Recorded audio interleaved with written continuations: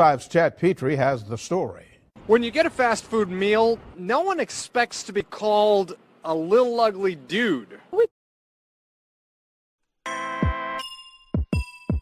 MICAH Beats activated.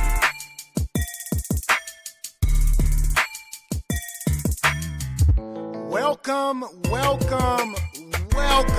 to Just Therapy, where we talk about life with a comedy twist. With your hosts, comedian Sean Boyd, Antonio Ferguson, and Miss KT. We talk about a whole bunch of shit from politics to people actually taking shits. So sit back, relax, and enjoy the therapy session. Man, this be dope. Make a motherfucker want to rap. I can't rap, man. Hold on, here we go. I can't rap. I really can't. But come sit down on the couch with us. Man, I can't rap. Come to the couch. Enjoy the show. Let's go.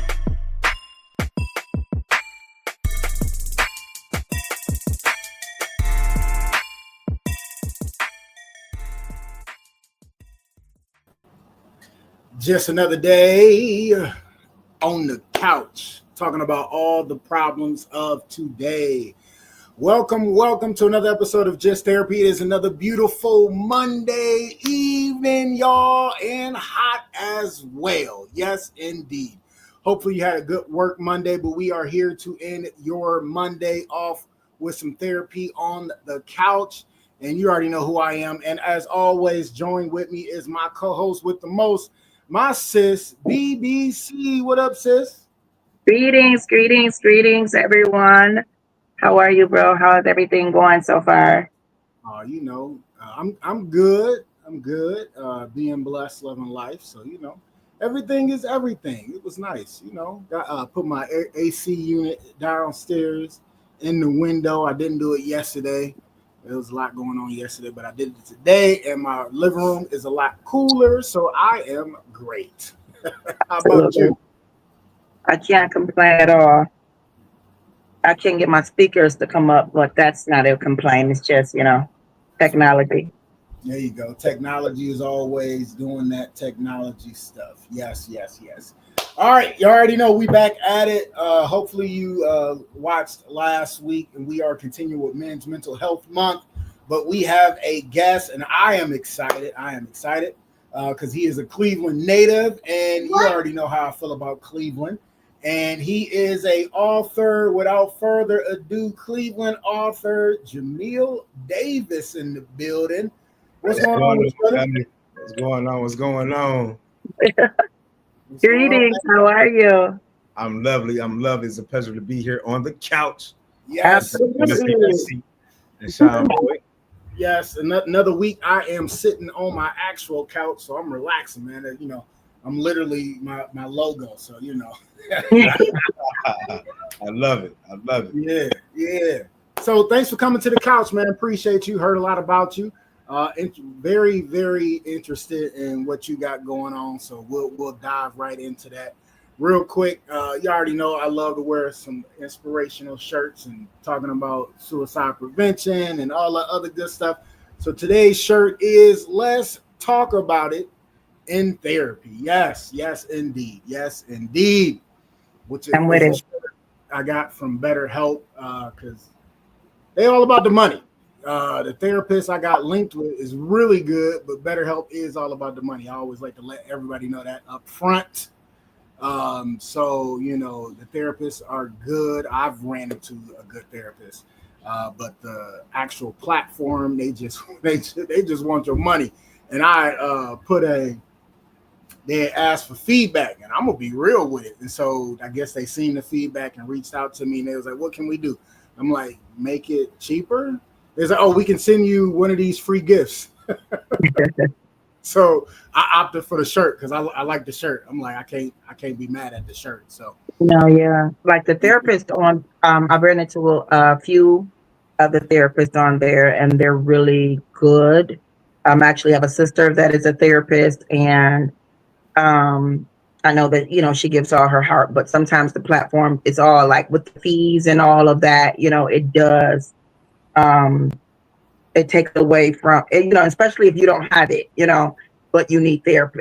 But they do have programs for people that are on Medicaid and stuff. So, it plays out in a way of, society. Like, somebody got to pay kind of No, thing. absolutely. So, yeah, I really Absolutely. like it though. And I want people to definitely touch into getting therapy. Um, but especially in our community, I think where therapy is looked down upon, there are a lot of platforms and a lot of services for therapy. So please make sure you tap into that. And especially for our youth, especially if you have kids that went through trauma, seeing trauma and everything like that. You think children get over stuff, but they don't. It just suppresses until they get older, and then it comes out and triggers or situations that sometimes we don't overstand. So please make sure you push for your children to have someone to talk to other than people that you know can't be biased of the situation. Absolutely, absolutely. And real quick, right before we jump into Mr. Author Jameel Davis, I got a cheat code. My cheat code when I went on to BetterHelp, I went on and looked at it, and then looked at the price, and I was like, nope. So I wasn't gonna do it. Then they emailed me back 2 days later and was like, hey, we can give you a discount, blah blah blah. So then I looked at the discount and I was like, maybe. So, but I never entered my card information or anything like that. So they told me to pick a therapist, and of course, I picked, what I'm saying, a black therapist, and they was gonna set me up with a male black therapist. And then I looked at the price, and I was like, nope, I'm still not gonna do it. Then they emailed me back again and was like, hey, we have financial aid, and I'm like, wait, financial aid? Ain't nobody paying for this because you can't get it from me. You know what I'm saying? Because they don't have your information like that. So I was like, all right, what y'all talking about? Then they told me it was a real low price, and I was like, there we go. And then the therapist they set me up was a female black older lady, and it was perfect. That wasn't nothing but God giving me the right therapist. But that is a cheat code you can use. Do not put your information in first. Act like you're interested, and they will try to give you a discount. I promise you they will. So cheat code for everybody out there. All right, tap into that. All right, let's get into it. So, author, and I heard you are pretty much like a jack of all trades, man. I heard you got a lot of stuff going on, but let's dive right into being a writer. How did you even get into being an author in the first place? Talk to us about that. All right, good question, man. So back in 2014, I was a part of the Cleveland Renaissance movement with former Councilman Bashir Jones of Ward 7. Bashir Jones, okay. Bashir Jones. So being a part of this Cleveland Renaissance movement, I have firsthand experience of what the violence looked like, whether it's black on black crime, whether it's police brutality, the mental and emotional stigmas that we were faced with. And my son, he was 3 at that time. And so I asked myself one question. I said, if I died today, who would live to tell my story and would they tell it correctly? And I knew at that moment, can no one tell my story better than me? And if I was to, precede everyone in death, I don't want my obituary to be 2 sentences or a paragraph. I wanted it to be a book, And also to that point, I had visited a Black Holocaust Museum in Philadelphia. And inside of that museum, it was an obituary. It was a room filled with obituaries from everybody in Baltimore. In Philly, of everyone who has been killed from black on black violence. Oh, wow. Right? So I'm taking my time out and I'm reading these obituaries. I'm reading them, and they was very short-lived. People who had lived long lives, short lives, and only thing they had in there was sentences and paragraphs, just a paragraph that explained or that described who they were from the time they was born till they died. And for me, that was a reality check. So I was like, what will be my legacy? So I went ahead and I wrote a book for my 3-year-old son that time to show how I navigated being in impoverished communities, being born to a 13-year-old mom who was a virgin at the time when she had me, how I navigated the CMSD school district, how I excelled in education, basketball. So my first book was titled How Success Became My Focus. So I originally wrote it for my son, just in case something was to happen to me, he would have my own words or perspective of who I am. But then I thought on a bigger scale, I need to go ahead and touch other people and other kids who may be living in similar situations like me, so I can inspire them to overcome the things that they have been going through. So that's pretty much how I started on the author side. And what was the name of the first book? How Success Became My Focus. How Successful Became My Focus. How Success Became My Focus. Success. Okay. Nice. And it was more of like an autobiography for your 3-year-old son, so he knew about his dad just in case. Just in case. Yep. I like that. Yep. So how hard was it to write that first book? It was pretty. I don't think it was difficult at all. I think the difficult part was figuring out how the publishing process worked. But on the first page of the book, it just say on August 21st, 1989, I was born to these people. So I kind of started like a obituary program, right. We'll read, and then I just started filling in the blanks.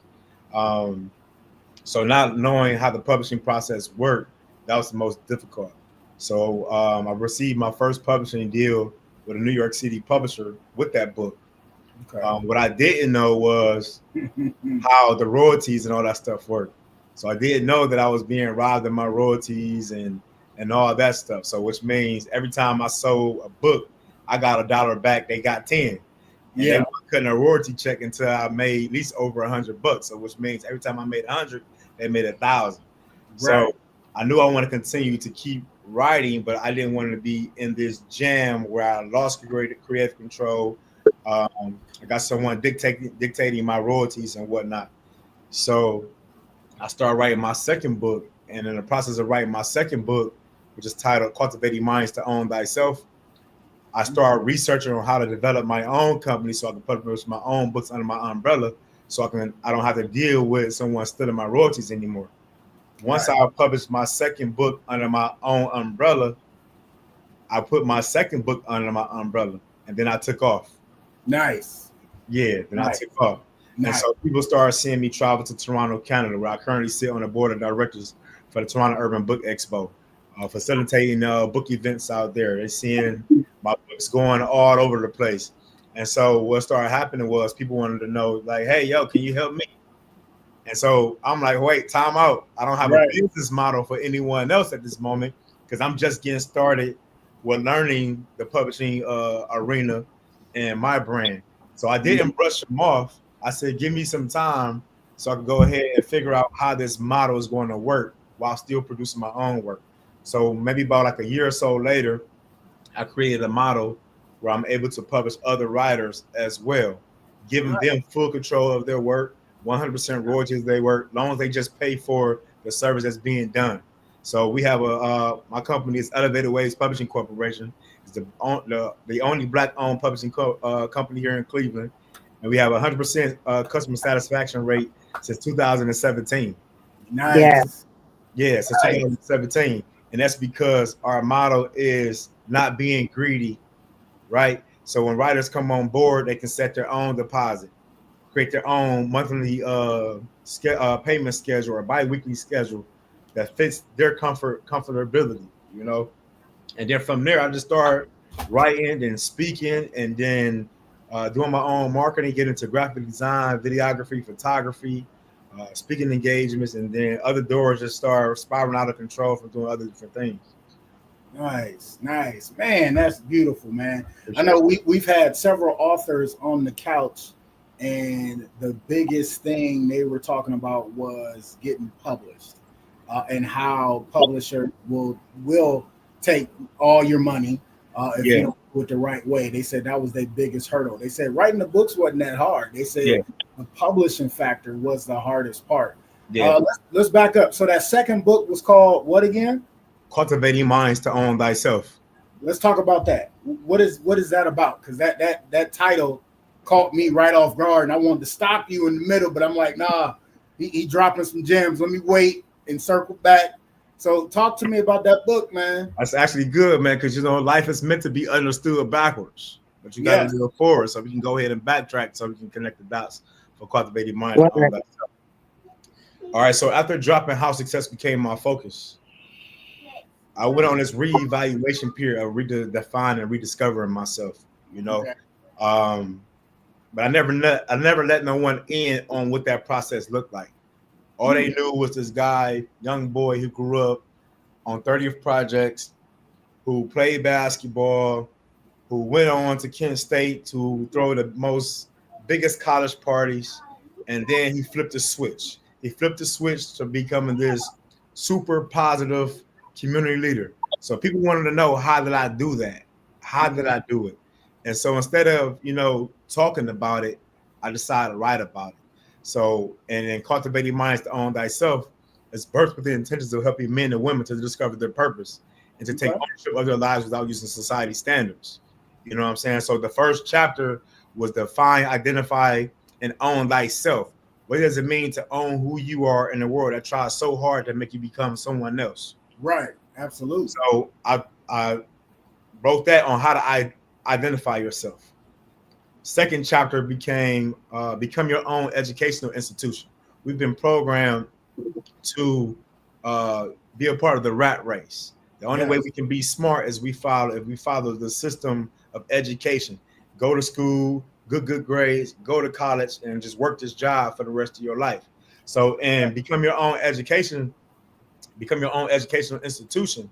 I talked about how I excelled in CMSD school district. I had a choice to go anywhere I wanted to, but I wanted to show people that I can make it out of CMSD, regardless of the circumstances that we are dealing with. So I graduated third in my class from Cleveland South High School, the only one in Ohio at that time with an honors diploma. Blessings. That is amazing. Yeah. Especially South, right? Thank you. So the valedictorian didn't have it, the salutatorian didn't have it, but the third person had it, right? But this is not where it ends. I still didn't qualify for a scholarship for college. Okay. Right? Wow. So here I am getting student loans and grants and stuff like that. But as smart as I was, it was not able to qualify me to get a scholarship. So this is what I found out.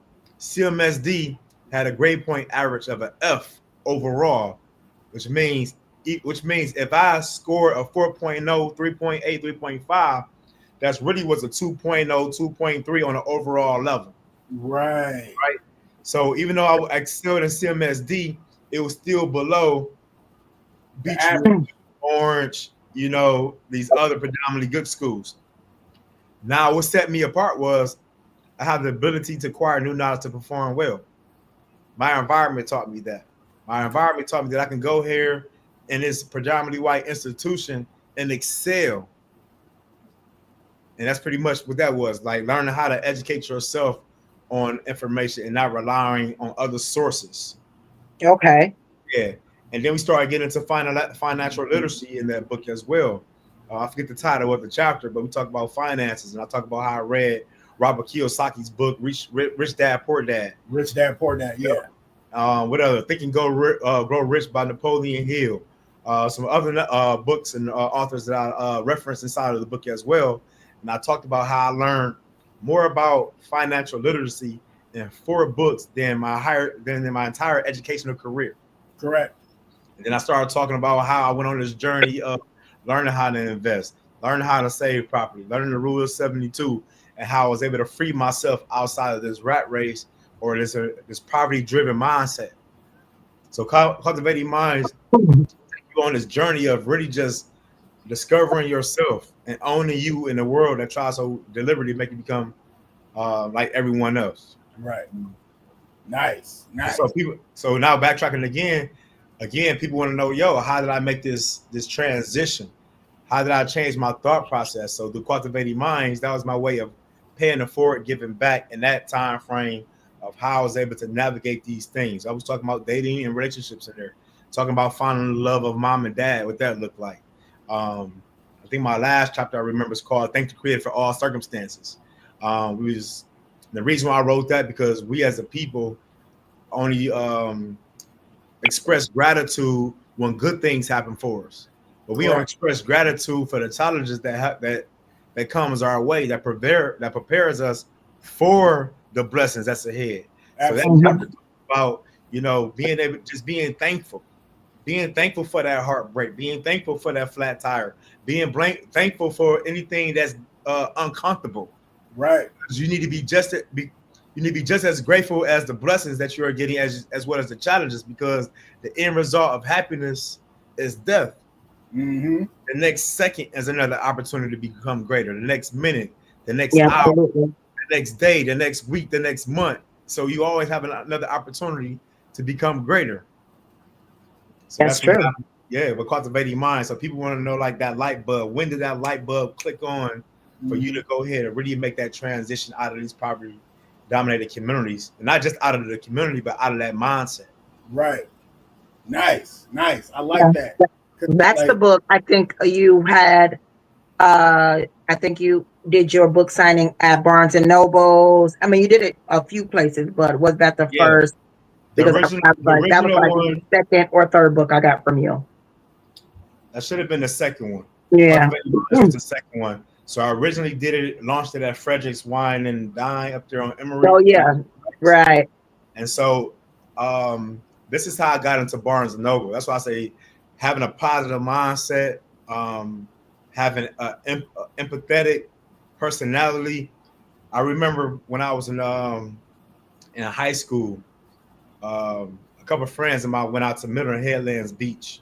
I know exactly where walking, just having a good time. There was a photographer there, right? Mm-hmm. Photographer there, and he was taking picture of nature, birds, fish, and ducks, and everything. He asked us if he can take our picture, and I allowed him to take our picture. And he had added me on Facebook. He's been following me ever since. When that book dropped, he went to his local Barnes and Noble. Okay, this is many years later. He went to his local Barnes and Noble and say, "Hey, there's a young man who's doing extraordinarily good work. He has a book. He needs to be here." This is without my knowledge. I never asked him to do anything. Nice. They called me up and say, "Hey, we want you in our store to do a book event in Barnes and Noble." And so I was able to bring the first book, How Success Became My Focus. And I was also able to bring Cultivating Minds and invite the community out for the Barnes and Noble thing. Nice. Oh, nice. Things start spiraling. Yeah, because I think that's you the one told me that my book was at Barnes and Noble. I do believe that. Yeah. Because I didn't know, because I had been applying and doing all the things. And then I had got a letter and it was saying, well, something. And I was like, oh, and I thought they denied me. So when I went, like, unfortunately, as soon as I read that, I didn't even finish reading the letter. And I remember you were like, yeah, you're telling me that my book was there. And I was like, what? Yeah. And I went back and I got the letter and I was like, yeah. And it was so crazy because I didn't even know my book was there. Yeah. And I remember coming to see you, like, you're always in good spirit, like anything that you do, like with your book, I learned a lot. But I remember when we first met, we met at and that's when you had just released your first book, and I had released my first book, and we were at the Word Church. Yeah, the Word Church for the Friday thing or whatever. What is it called? Thank goodness it's Friday or something. The real Black Friday. Yes. And it was instant connection, like, vibes, like, oh my goodness. And you were like, okay. And we bought each other's book, and just talking to you, like meeting you just in that moment. To me, this is my experience. I was like, we became instant brother and sister. Like, you know what I'm saying? It was like the dopest vibe. You had your son with you, which I thought was like super amazing because, like, your children should always experience real life with you. Okay. And your kids can always experience violence and everything like that on a level, but to see you as a boss, it's something different. See you as an entrepreneur and not as an employee. Yeah. You have to tell yourself. So I remember we met, and that was that was my second time meeting Bashir at the time and everything like that. And he knew that I was in music, but that's when I was doing dance. I was just coming out of dance hall. And when he saw my book, he was like, "Oh, okay, I'm a support." He was like, "Oh, wait a minute, this might be too much for me right now." And but he still supported the vibe and everything like that. Yeah. And then we just instantly became like, because the growth, the being an author, being anything like that, it is a challenge. It is, especially when you're self publishing, producing and everything like that. And I had went through so much as well. So I remember that. I remember your beginning. And like, when I see you now and I'm like, man, you're like, I'm so proud and I'm so amazed by everything that you create, because it's like when you read somebody's book, to me, no matter what it's about, you get inside their mind. You know what I'm saying? You kind of become a part of, if you're a person that taps in. Absolutely. I read how people write. You know what I'm saying? I like to get into the journey. I become the characters within the process, whatever it is when I'm learning. And so and it's better, and it is better that way, because it really is. I only purchase books that are signed by the author. Yeah. Nothing against other writers out there, but I only purchase books that's signed by the author. That's seriously. Just me. And then also too, I really only support local writers or your indie writers, because they're the ones who don't have the voice. Not taking nothing from your celebrity big name writers. I'm pretty sure they got some good stories to tell. But however, I always wanted to be connected to my people. No, that's my vibe. It's an uprising, because I want people to know. I know. Like, I did this little funny video the other day where I was saying being a boss is ghetto or whatever like that. And everybody was like listening to it. They were laughing. But then I guess when they caught up, they like, no, for real. I'm like, every time I see a boss, every time I see an entrepreneur, every time I see an author, every time I see a musician, I hug them.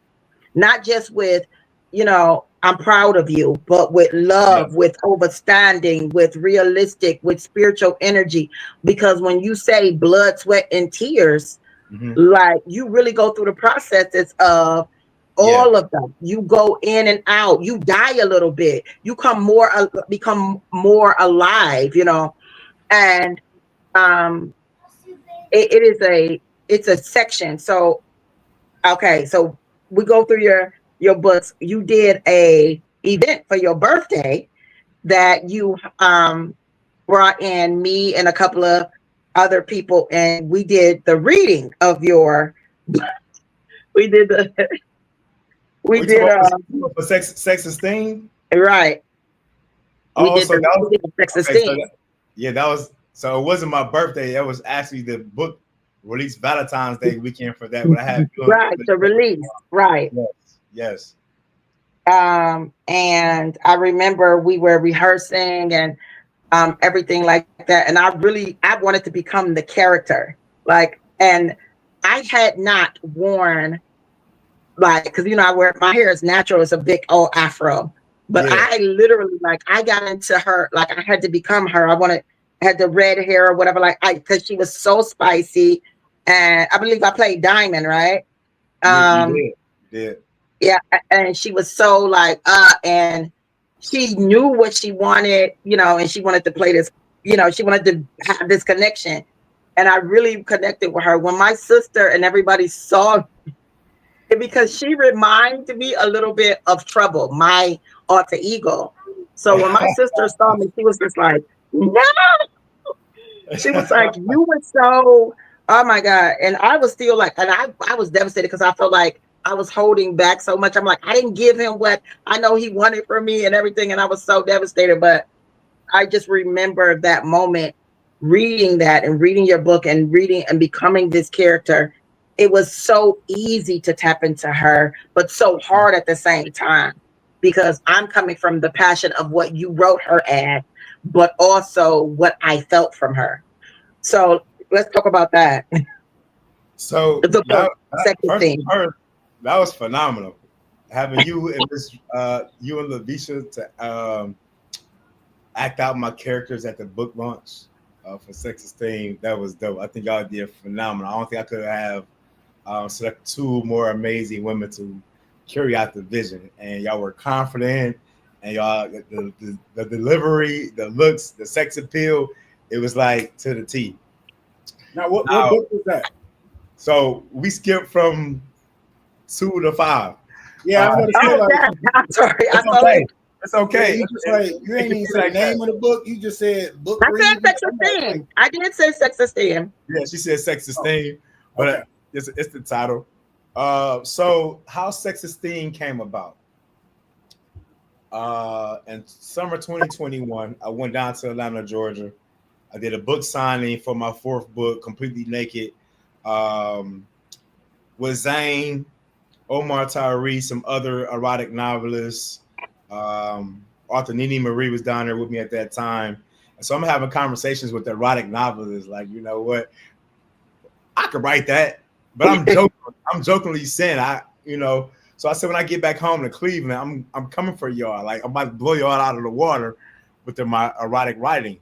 But I was joking, but I actually made it come to life. So I'm sitting at home, drinking wine, listening to R&B, and watching videos and stuff, man. And it just clicked. So this piece called "Baptize Me," it came to mind. And the reason why I wrote "Baptize Me" because some people think the church is sacred, and I don't believe, and it ain't sacred. It ain't sacred because I know all the little dirty things that be happening in the church. Because Trust people me. get about it, you know. So I painted the character of myself and these 2 head ladies of the church having a nice magical encounter, right? Inside of the church, inside of the baptistry and everything. It was real, It real happened. Trust and me. sexy. So I sent like a couple pages to my audience for feedback. And it was like, wow, I've never read anything that mirrored an actual baptism.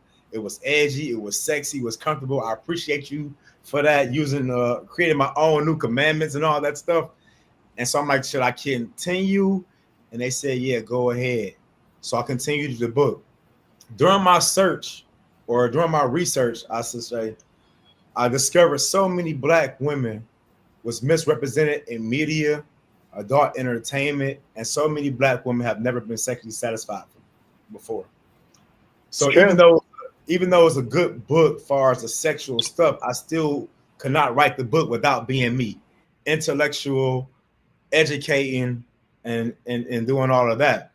So I'm like, you know what? I'm gonna make sure all my female ladies are of African descent. I'm going to make sure that I carefully use respectful language, and Mm-hmm. I'll make sure they are pleased at the end of each encounter that they have, you know? And so Right. I started getting creative with it. I want the book to be colorful. I want people to be able to use all their senses to create an intimate experience with each other. Because we talk about sex appeal and how to appeal to our partner, but so many people don't know what certain fragrances to wear. Some people don't know how they are supposed to dress or come on to someone, you know. So I highlighted accent pages. Blue is for the men, pink was for the ladies, pink and blue is for each other. Not saying that you have to mimic what's on those pages, but it gets you an idea of how you can sexually appeal to the person that you want. Now, also what separate the book apart is I had a live illustrator. I had a real illustrator who was able to take some images from me and actually illustrate in realistic form in the book, doing different types of sexual acts. Yeah, Uh, yeah, yeah. yeah. And then also the most important thing too is in my writing, I write for my younger self, my current self, and my future self, right? So I remember being a kid snooping through my grandparents and my mom's collection of porn magazines and erotica books and stuff like that. But what those books didn't have was how to use contraceptives, right? Mm.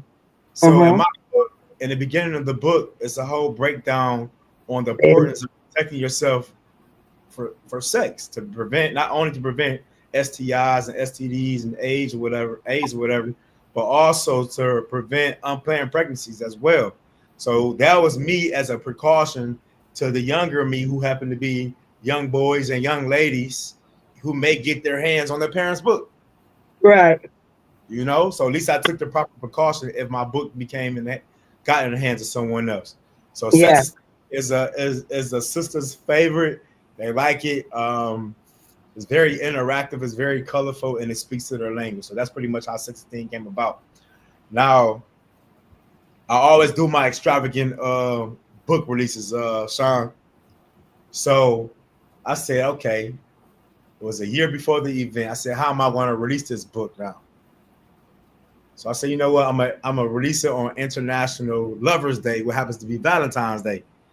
Okay. And so even though that day fell on a weekday, so I picked the Saturday before, and I said I'm gonna release it at a hotel because sex and hotel and Valentine's Day that all is a part of the thing.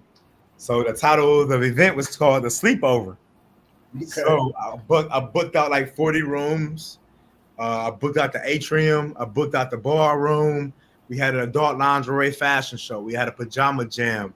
We had erotica presentations, live demonstrations from Miss BBC and Lavisha. We had food that was served. We had red carpet. Love her, Sharkia. Yeah. Boutique. Sharkia, she did the curvy ladies. My best friend, Sierra Hicks. Oh yes, you see.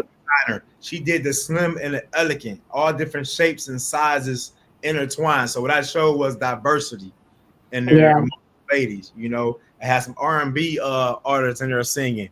It was well put together. So and Black-owned businesses for vendors. It was amazing. Yeah. It was called. Nice. So you booked all these rooms. What I mean, did you rent them out to the guests? Yeah. Okay. Yeah.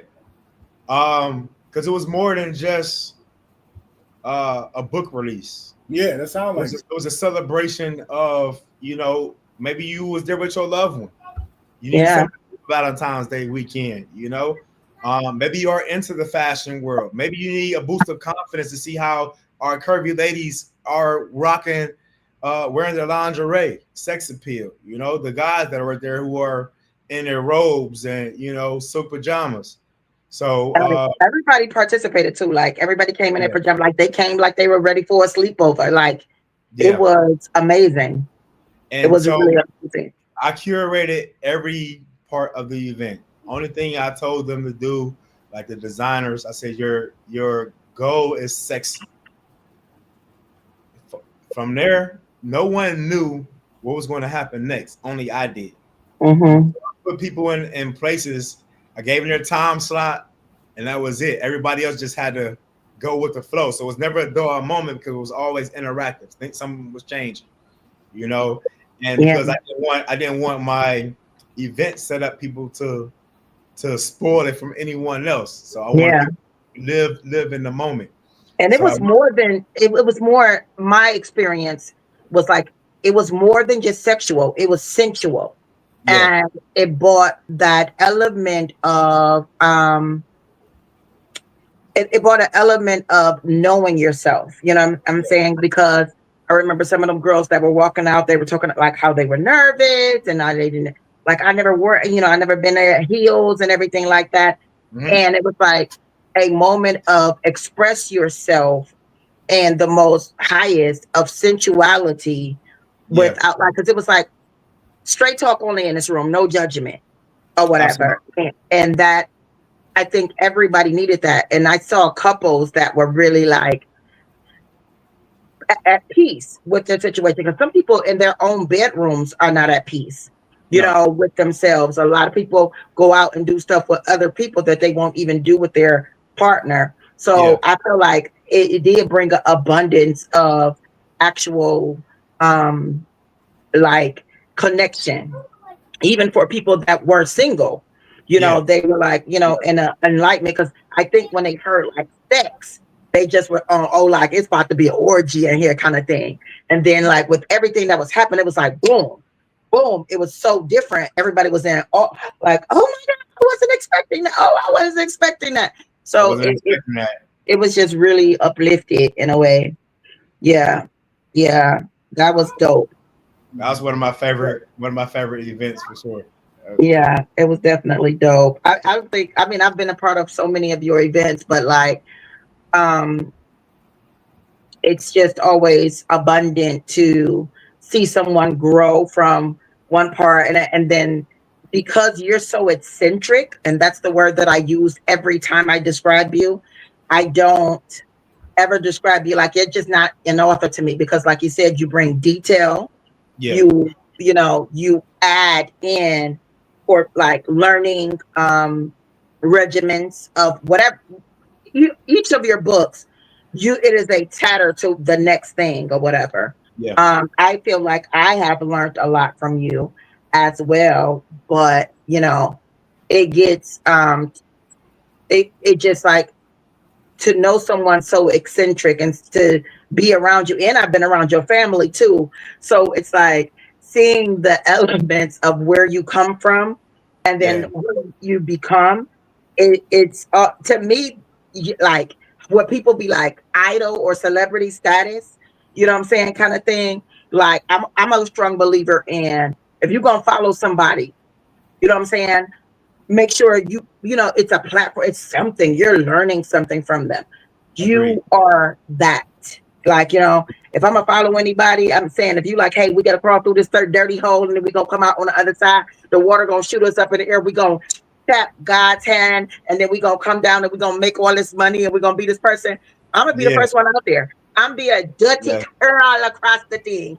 I'm ready, because I will appreciate follow you. you, because I have seen it and I know you're not just talk. You are put what you put in or whatever like that. If it go good, it go good. But if it don't, but you still take those challenges that I have even been in fear to take. Yeah, Um, we've both met some of the same people, experienced some of the same things, but I do pull back, and I've seen you rise through those moments and everything, and I'm just like, oh my gosh, it is such a blessing, and I'm glad that your son can see that as well, because what I'm saying, you could never say like, if tomorrow was your last moment, he can always say like, I can't quit, I won't, because I don't know if can't and it's in his vocabulary, because I seen my father do this, yeah. so what's next for you? That's a big one. That's a big one. So here's the thing. I don't plan too far in ahead. I don't focus on tomorrow because it's not here. I don't worry about yesterday because it Mhm. already happened. I just live in the moment and make the best of it. And to me, I got better control of my life that way by living in the present moment. Um, I Mm. I have cleared my bucket list. I have cleared my list of goals and things that I want to do for myself. That's done. Wow. Moving forward is always about other people. I'm taken care of. So even on my books and stuff, like the events that you see me a part of, it's not for me. It's for the other people, right? I got So you. um, I don't have many personal goals. I guess I have 2 books that I'm working on, but again, that's beyond me. I'm taken care of. So we talk about therapy. Now I can't wait till we get on that subject, because that was a different transition. People see the lights, the glamour, like you said. You Yeah. saw me evolve from there, but no one asks me questions about like what was that dark moment like. And I got a book for that too, completely naked. Uh, that talks Right. about that process. And so once I secured me, once I understood that I only can control things that I'm responsible for, life, Hmm. life became easier for me. When you try to, you can't. I put it on one of my quotes on my social media. You can't find you in other people. Nope. You only find you in you. Hmm. Okay. Trust me. Starting out, I'm trying to find me and other people because I didn't have that foundation of what Hmm. it meant to find me. No father figure. Had a young mom. I'm in poverty-driven communities. Hold First, that. Wait a minute. Hold that. Because that's going right into what we're talking about or whatever. And that is like, boom, don't hold that. I want Sean to read the comments that were on there. oh, okay, I'm sorry. Timbuktu was in the building. He said back on the couch. He said giving big flowers, and then he said 100. Timmy, what up, baby? What's up, Tim? Yeah. Thanks for the love, Yeah, brother. I really want to go into that because I do have questions on because being a creator and mental health, and since we're talking about that, I really want to go into that. So I was holding on to those so we can go into that because as a creator, author, all those things, that mental health plays a strong part in that uprising. Do you have any more questions that you want to go into, Sean? Yeah. So you got how many books do you have all together? Currently, I have 5 books in print. 5 books in print, and then so you had the How Success. Yep. How success became my focus. Okay, and then Cultivating minds to own thyself. Okay. I got In Between These Sheets. Okay. I got Completely Naked. Mm-hmm. I got Sex Esteem. Okay, Sex Esteem. Okay. And I'm working on 2 at the moment. And you're working on 2 other ones at the moment. Okay. Yep. All right. Do you have a time frame on when the other 2 are coming out, or? So one of my books is gonna be like a silent release. So once it go, whoever wants it, they can have it. Okay.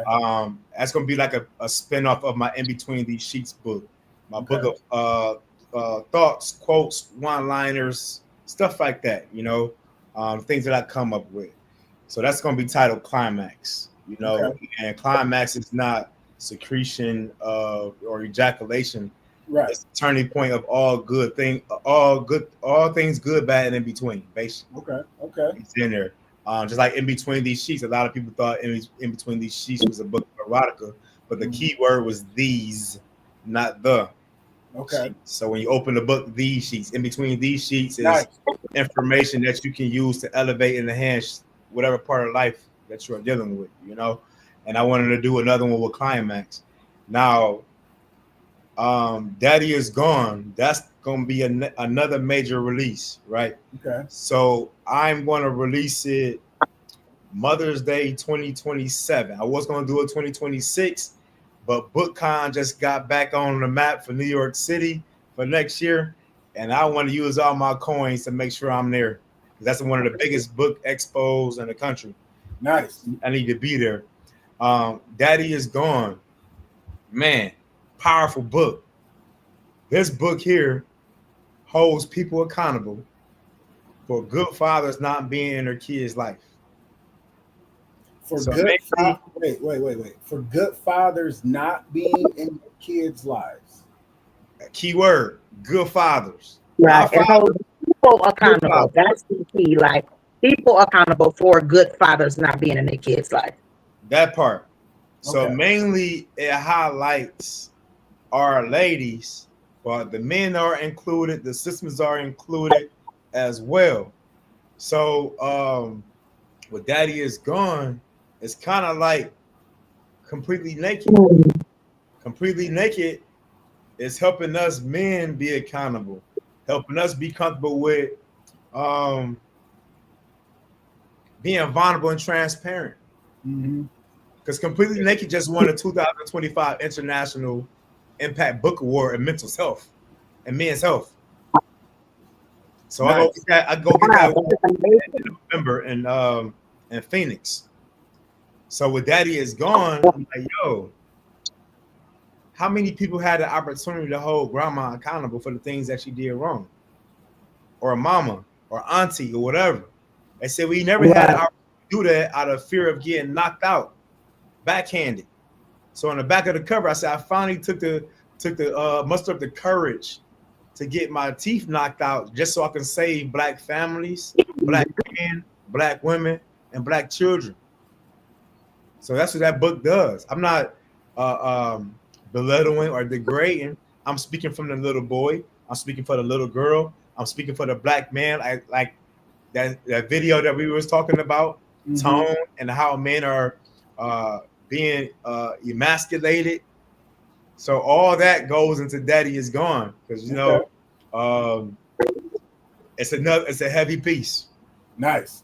Sounds good. Are any of the books on Audible? Like, are they any audio versions of them? The only book that I have on Audible is Completely Naked. Okay. Yeah, that's the only one I put on there. My Okay. goal was to put Daddy Is Gone on Audible too. Okay. I was going to say the How to Cultivate, that might be a good one too. Yeah, that'd be a good one. Cultivating Minds. Yeah, Cultivating Minds. See, I would have to go back and read that book because I don't know if my thoughts are still the same as I was when I was 23. Okay. But I'm pretty sure some of the stuff is still in alignment, you know. And it's a nonfiction book, so nonfiction books should be narrated by the author as well. So Definitely. yeah, so I don't know if I would be able to go back and narrate it at this age because you know I'm way more wise now. Right, absolutely. Yeah, I get it. Nice. That's what's up, man. I love all that, man. Sound like you got a lot of big stuff in the works, man. Hey, drop for everybody your socials so they can start following you and when the next books drop and how they can get the old books as well. All right, cool. So my website is authorjameeldavis.com. But on social media, Instagram is Cultivating Minds. So Cultivating Minds, you know, that handle derived from the second book, Cultivating Minds to Own Thyself, you know. And it's my duty, my civic duty and responsibility to shed light on people and add value in the most positive way. So that's why Cultivating Minds is my Instagram handle.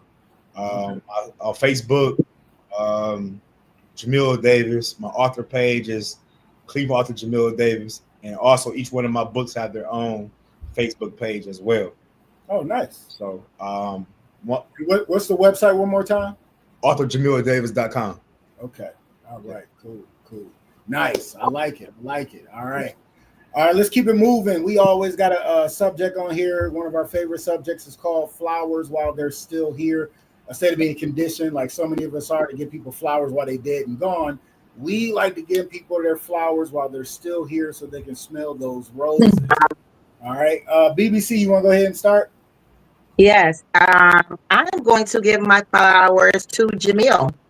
I appreciate you so much and all that you do. And you've always made me a part of your projects. In some ways, I always hear nothing but good things if somebody mentioned me to you or whatever like that. But like also that you're reaching out and you're helping other people, even in other countries, to see you stand on business and rise and educate yourself and surround yourself by other authors and people and learn all the background things to do to grow yourself for business and creativeness and all of those things. As far as I know, you're an amazing father. I know you're an amazing son and grandson. And you're just like the way you leveled up in your manhood and your realness, and you hold yourself accountable in situations that some people probably would never even overstand or be able to do. It's mastering your humanness. And I appreciate that. That I know about you. I mean, I don't know you, but I'm saying what I know of you. Absolutely. So my flowers go to you today. Flowers received. I'm putting them in some good water. I'm gonna add some flower food to it. There you go. We need to sprout it out some more. And I'm gonna take these flowers when they grow a little more, get some of them same seeds from it, put it in the garden, fertilize it so we can go ahead and pass it on some more. Appreciate you. Receive. Blessing. To that, your perspective. I'm glad that you was able to paint that picture of me in that way, because I've always wanted to be the person that I didn't have growing up for those people who need someone like me. Same. Okay. So everything that I do, every person I encounter, how can I add value to them to the highest level? And sometimes that even mean just having a listening ear, you know. For real. Get rid of. I talk about in Cultivating Minds how I was able to get rid of the negative tendencies from my subconscious mind. Mm-hmm. I was able to do that. That's when life became more clear. Mm-hmm. Being in impoverished communities and stuff like that, or around this negative energy, your subconscious mind is always open to that, right? And then before you know it, you are mimicking the behaviors of these poison artists. It Uh, happens. And so for me, I'm like, yo, do I want to be this person that everyone hates, dislikes, don't want to be around, or do I want to be this person that people can really enjoy the light that I'm shining? And that's what I chose to do. So I really appreciate you painting that picture, because I am authentic. Yeah. That's who I am. I hold myself accountable for a lot of things. And so our flowers. So it's on me to pass my flowers to someone, right? Yeah, go ahead, bro. I want to give my flowers to my good brother Walter Patton. Mm. He's the founder of Ghetto Therapy, and Okay. he provides free therapy services every Wednesday to the community.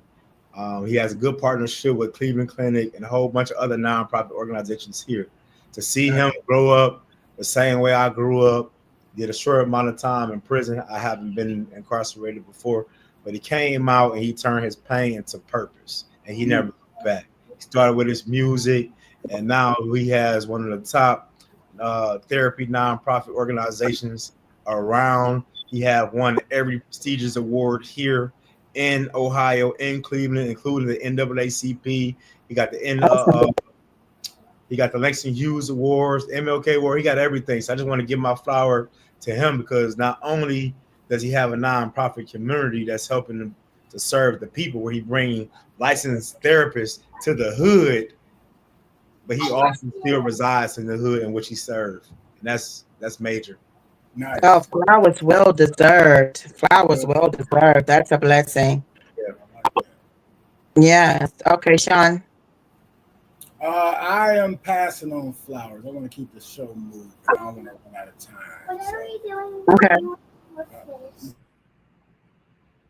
Okay. Okay. I got little mama in my ear too. All right. So continuing from last week, we are talking about men's mental health. Okay. We have broke down some chapters from the book, Jason Wilson's book, The Man, the Moment Demands. All right. So today I want to jump into, you know what? I want to go ahead and let you finish what you started, Mr. Davis. I know BBC stopped you saying that was going into what we were talking about. So I want you to go ahead and finish, and we'll go from there. Oh, dang. Are you able to remind me what my talk point was, Miss BBC? We were talking about the dark sides of being a creator and author, and how it affects people, how it affects your mental and physical uprising, because people never ask about you. They never ask you, how are you doing, or how did this affect you, or they always see the finished work. So we're talking about the dark side of being a creator. Okay, so I'm gonna backtrack a little bit and I'm gonna bring this up to speed. So, born to a 13-year-old mom in the inner city of Cleveland, no father figure, who was a virgin when she had me. And we know low income housing, government assistance, those type of environments is plagued by high violence, crime, and all these things that's made to hinder your growth. Those environments are not made for you to become successful. It's very hard to create in those type of environments. And you don't know that this is happening until you are able to step outside of that situation and look back on it. So we talk about mental health and we talk about therapy, but we don't talk about the things that we have to consume to measure, to go with the therapy. So it's not only what we feed our mind, but it's also what we feed ourselves internally, right? So here I was on my creative journey. Going back to when I was starting my books. I'm like, okay, I had one foot in the community, trying to do positive stuff, and the other foot was still listening to some crazy rap, trap music, whatever the case may be, right? So here I am trying to do the good work on these days. And then on the weekend at night, I'm consuming alcohol and doing destructive work on here. A light bulb click on. What side am I going to choose? Am I going to choose the positive or am I going to choose the negative? I can't choose both. Can't be both. It can't be both. So for me in my creative journey, I went on a fast. I went on a fast in 2019. And this is before I turned 30. I'm 35 today. Before I turned 30, I realized that there are so many people who stop living when they turn 30. They stop dreaming. They stop working on themselves. They just let themselves go. I knew when I turned 30, I didn't want that happening to me. I want to continue to grow on, to soar, to add value, to be great in all that I can do. So I did a 40-day fast. It's not nothing that I searched online. It's not nothing that someone told me to do. I did it for myself. I did 40 days, no meat, 40 days, no alcohol, 40 days, no negative people, no negative music, no negative TV, no soft drinks, no sugars, unless it was from natural fruits. I did it for 40 days. After 40 days, I lost 30 pounds, right? Not saying I was ever overweight because I wasn't, but with the discipline. I tried to go back to eat some of the things that I used to eat before my body rejected it, right? So now I became a pescatarian. I only eat fish. I eat my fruits. I eat my vegetables. I drink coconut water and natural spring water like Fiji. What I learned was that your regular bottled water, H2O, is not really hydrating you. It's dehydrating you. Yes, right? it has a dry agent in it. Yeah, you're supposed to drink your natural waters that come from your fruits and vegetables, and your natural juices from those fruits as well. And so with that, my creativity, my senses were wide open.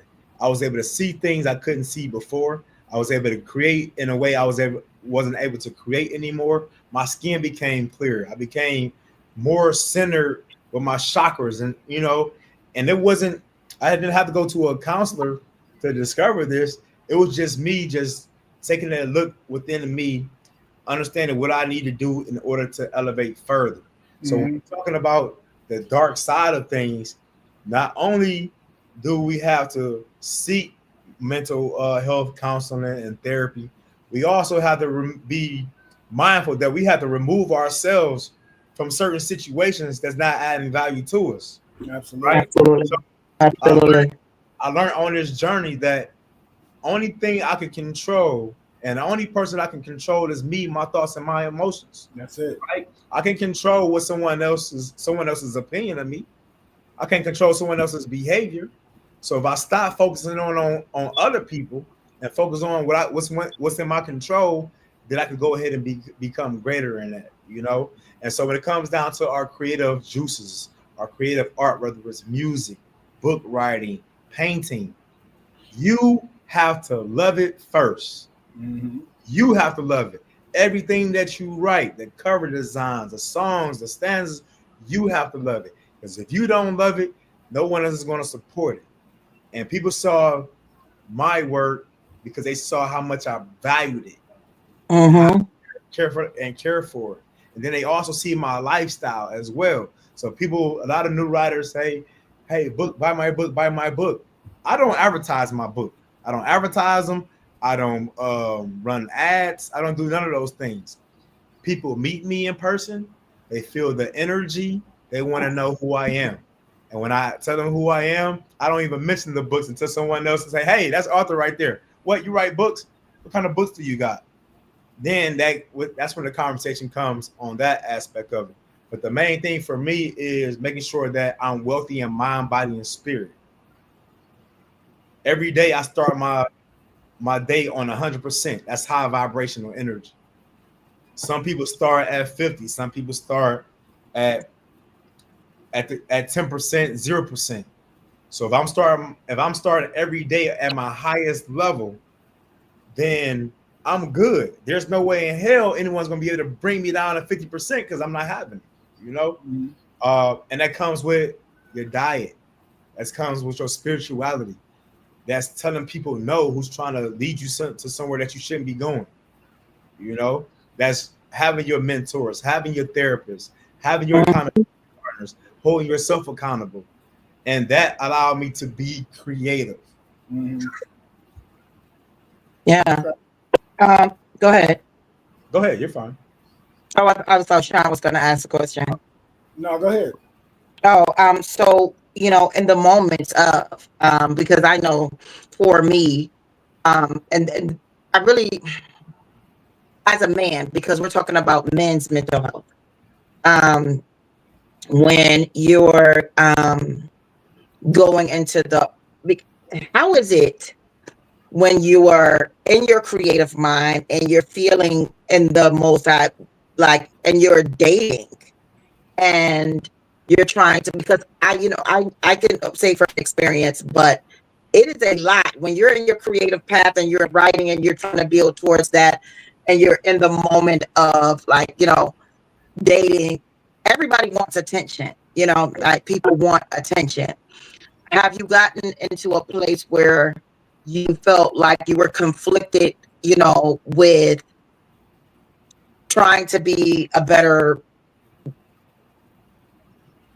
partner and be creative, where it has shut you down or made you feel like, you didn't know how to do both? Because that affects mental health in a strong way. That's a great question that you presented. Um, I never let anyone get in the way of what got me to this point. Mhm. Right. So I'm always going to choose my work and my creativity, my well-being first. If a Mhm. person come on is not and they don't understand this process, and they not patient enough or Mhm. empathetic enough to wait till I get this done, then they don't belong here anyways. Mhm. So I never had an issue with anyone trying to disturb what I'm doing because I shut it off at hello. Your energy, how you present yourself, how you come on, how you start an email, how you start your text message, how you answer the phone. I'm already shutting it down before we get to that part. Now, Okay. I always attracted people who enjoy the light. They enjoyed the light, but they didn't enjoy the process of me becoming who I was. So they was cool with being in the shadow until the moment came. And that took for me to, like, hold a time out. This person they're using me for my wattage right now. They're using me for my energy. So I had to cut that supply because I'm adding value to them. I'm their free source of entertainment, and they're not giving me nothing back. Mhm. Gotcha. That was the issue that I had. So now in my creative spaces and stuff, now at hello, I'm already telling you what I got. So ladies, Sean, they disqualify themselves at hello, especially me being who I am now, because Mhm. for you to come in and not first understand me at the core, or not wanting to understand me at the core, or understand what it takes to keep me going, that's a no-go. Asking me want to go out for brunch, ask me if I want to go out for drinks, go to some nightclub of a party or something like that. That's low vibrational energy if you asking me. Mhm. I want to Mm. know, like, you know, ask me, how can you add value to what I got going on? Hey, can I check your emails for Absolutely. you? We You talk know, about this all the time. yeah, can I respond to your social media post? Can I post for you, whatever case may be? Now I know that you're serious. But when it comes to my creative space, and doing the things that I'm doing and I'm dating in the world, I put it out on the table right then and there. This is what they may ask, hey, what you got going on this weekend? What's your calendar look like? I said my calendar is booked for the next couple months. Yeah. So if I ask you out for an outing or a date or something, I said, send me your calendar for the next 2 or 3 weeks, your availability, and I'm gonna pick one of those days. If they give me any mouth or any type of back talk, whatever case may be, then I just don't follow through with it, because you got to understand this is what I'm doing now is what I've always been doing. And Right. your entertainment and you're because you've been lonely, you've been single, that don't supersede my client who's ready to go live in September. That don't supersede this book that the world is waiting on.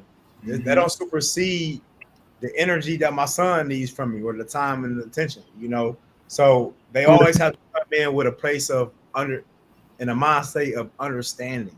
Right.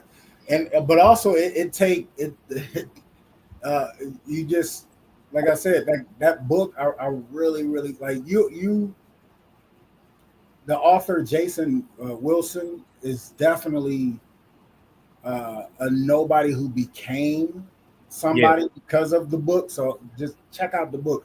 But like what you're saying and how you're presenting it just reminds me of the book, The Man, the Moment Demands, because you got to a point where you were able to do that, where you were able to stop them at hello and not deal with the bullshit. You know what I'm saying? Because a lot of men and people are not there yet. No. You see what I'm saying? Yeah. So it took you the trials and the tribulations and the blessings to be able to get to where you're at right now. Yes. Right. Yeah. And for people to know that is insightful. You know what I'm saying? And piggybacking off of the question that BBC asked, when I was really into the traveling and traveling every weekend and doing all that with my shows or whatever, I didn't let people stop that, regardless of where my mind was, because my mind wasn't where it is now. Yeah. You know what I'm saying? Yeah. So, but I still didn't let females dictate what my goals and aspirations was in my comedy game. You see what I'm saying? Because it was a female that we were just messing around. We wasn't even dating. Hit me with so you would rather be on the road than to be here with me? Like, I'm like, first off, you ain't my woman, and second off, I would rather be on the road 5 days a week. What you talking about? Yes. Like, this is what I do. So as a mental part with my comedy, I was there, but still I was still young-minded in the sense, was still trying to, get ass and what I'm saying, doing all that. Yeah. But when it came to my comedy, you gotta wait, what I'm saying, period. But it take people a while to even get to that space in their journey. Yeah. In their journey. Absolutely. Absolutely. Great question too, by the way, BBC. Yeah. I love what you said. I'm gonna bring up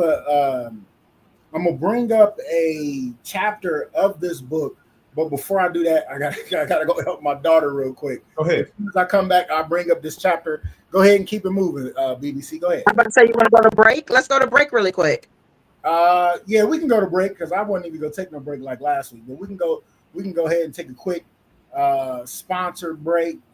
Something we didn't do last week. I just wanted to go through, but that'll be a good spot so I can go help her real quick. Hey, listen, don't go nowhere. We got more Just Therapy, more Cleveland author Jameel Davis. We talking about men's mental health. BBC still with us, and you already know who I am. So I'm taking us to break, baby.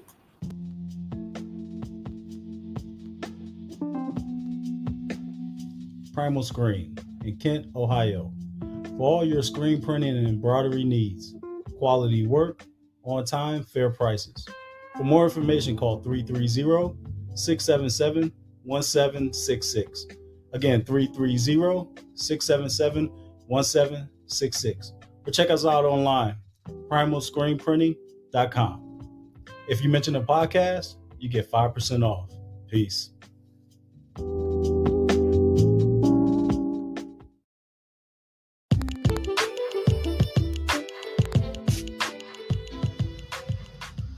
Custom Design Aquariums, where we bring your aquatic dreams to life. With your help, using your imagination, together, we will turn your home or office into a peaceful getaway. For a free consultation, call 330-475-5181 or contact us by email at customdesign CustomDesignAqua@gmail.com. Once again, that is CustomDesignAqua@gmail.com. Mention this podcast and get 5% off.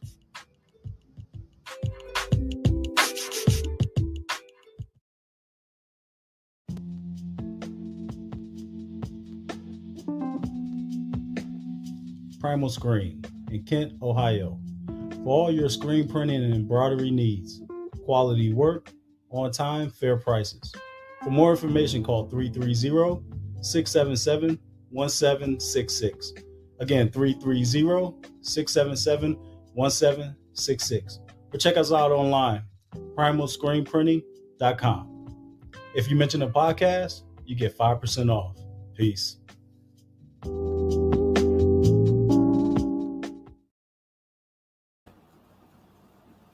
Yo, you already know what it is. We back on the couch, yes indeedy. But don't forget, we are sponsored by Just Therapy. I said Just Therapy. We are sponsored by Twisted Tomato Pizzeria, one of the most delicious places you can go. They got 3 locations. First location is in Cuyahoga Falls. Second location is downtown Akron, across the street from Rubber Ducks Stadium. And then the third location is in Stowe, Ohio. Make sure you mention Just Therapy, the podcast, and you receive a 10% discount. Always delicious food, made to order, made just right. And you get a discount when you mention Just Therapy, the podcast. Make sure you ask for the owner, Brad Culver. And always remember, if it's pizza, it is possible. Yes, indeed. And we are back. I know BBC just fell off. And she got a show coming up, and I forgot to add the flyer. I hope it ain't next week, because we'll be here next week. But when she come back, I'll make sure she plugged that. I don't know where she went, but all right, let's get right back into it. So I want to get back into like I said last week, we were talking about a bunch of stuff, and I brung up the book and I broke down some of the chapters, and it just made me think of how you was describing that. One of the chapters in the book is called The Lover, right? Because it's about being the man the moment demands, all about being a comprehensive man, right? First chapter was the fighter, then the provider, then the leader, and then the lover. And if you wasn't here last week, I'll break down those 3 chapters really fast, tell you what it was about. It's pretty much the quote from it. The fighter is who discerns when to engage and when to walk away, master my own ego and emotions to ensure I stay in an advantageous position, right? Because you don't always have to fight, but you know how to fight when you need to. You see what I'm saying? Yeah. Right. So it's not like always looking for that fight. Really, really good book. Then the provider was who ensures the provision of essential resources, guidance, and support from my family, friends, community, and myself. We always have to remember we are not just providers. A lot of us men, and I was always telling BBC, they kind of trying to get rid of the man. You know what I'm saying? Because the simple fact of, hold on, let me bring BBC in. I'm like, what is happening?